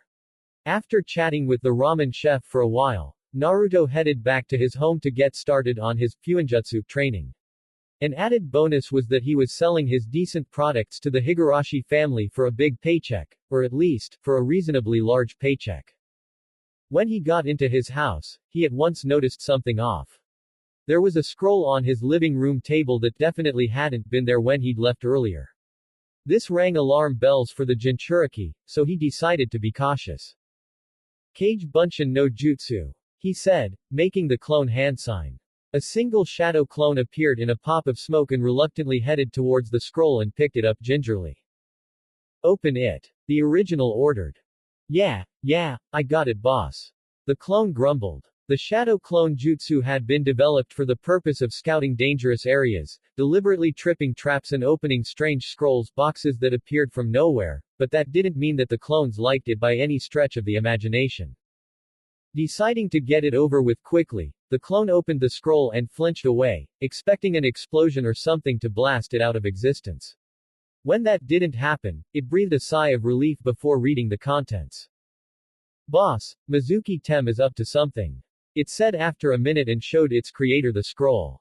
It was a basic message informing Naruto of an exam exclusive to the top 10 ranked genin from the basic exam in order to gain the rank of Rookie of the Year. He had to infiltrate the Hokage Tower and steal a particular scroll in order to complete half of the exam. The other half was to abscond to a clearing in training ground number 19, the Forest of Quiet Contemplation, and learn one jutsu from the scroll. It was signed, Toji Mizuki, at the bottom. The two Narutos exchanged blank looks and said at the same time, "What kind of slobbering Nimrod does he think I am?" Later. Hokage's office, Hokage Tower. Stamp. Rejected. Stamp. Approved. Stamp, stamp, stamp. All rejected. What manner of idiots make requests for 24/7 guard for the civilian council? Sarutobi though irritably. He had finished discussing things with the Jonin sensei a few hours ago, and he had been battling the accursed piles of paper that threatened to bury him under ever since. The sound of feet landing lightly on the carpet in front of his desk made the aged Hokage look up in surprise. Standing in front of him wearing the full, lesser fujin set in his Hitai 8 was Naruto, with a serious expression on his face. Naruto-kun. How did you get past the Chunin patrollers? Not to mention the Anbu outside my office. Sarutobi frowned. The Chunin are easy to get past because they've kept to the same patrol pattern for the last 6 months. The boy shrugged. The Anbu weren't as easy, but they don't watch their own little routes in and out of places, so it's easy as long as you memorize those. The Hokage felt a vain pulse on his head in irritation. Someone was being lazy in the Chunin Patroller Division, as he had specifically ordered that the patrol patterns were to be alternated every month. He also cast a reproving glance to where he knew one of his Anbu operatives was stationed and felt the man's embarrassment at being snuck up on by an hour's fresh genin, even if it was the prankster king of Konoha. I see, I will plug those holes in the morning. Hiruzen pinched his nose at the fresh paperwork that this little excursion of Naruto's was going to generate. So, to what do I owe this late-night visit?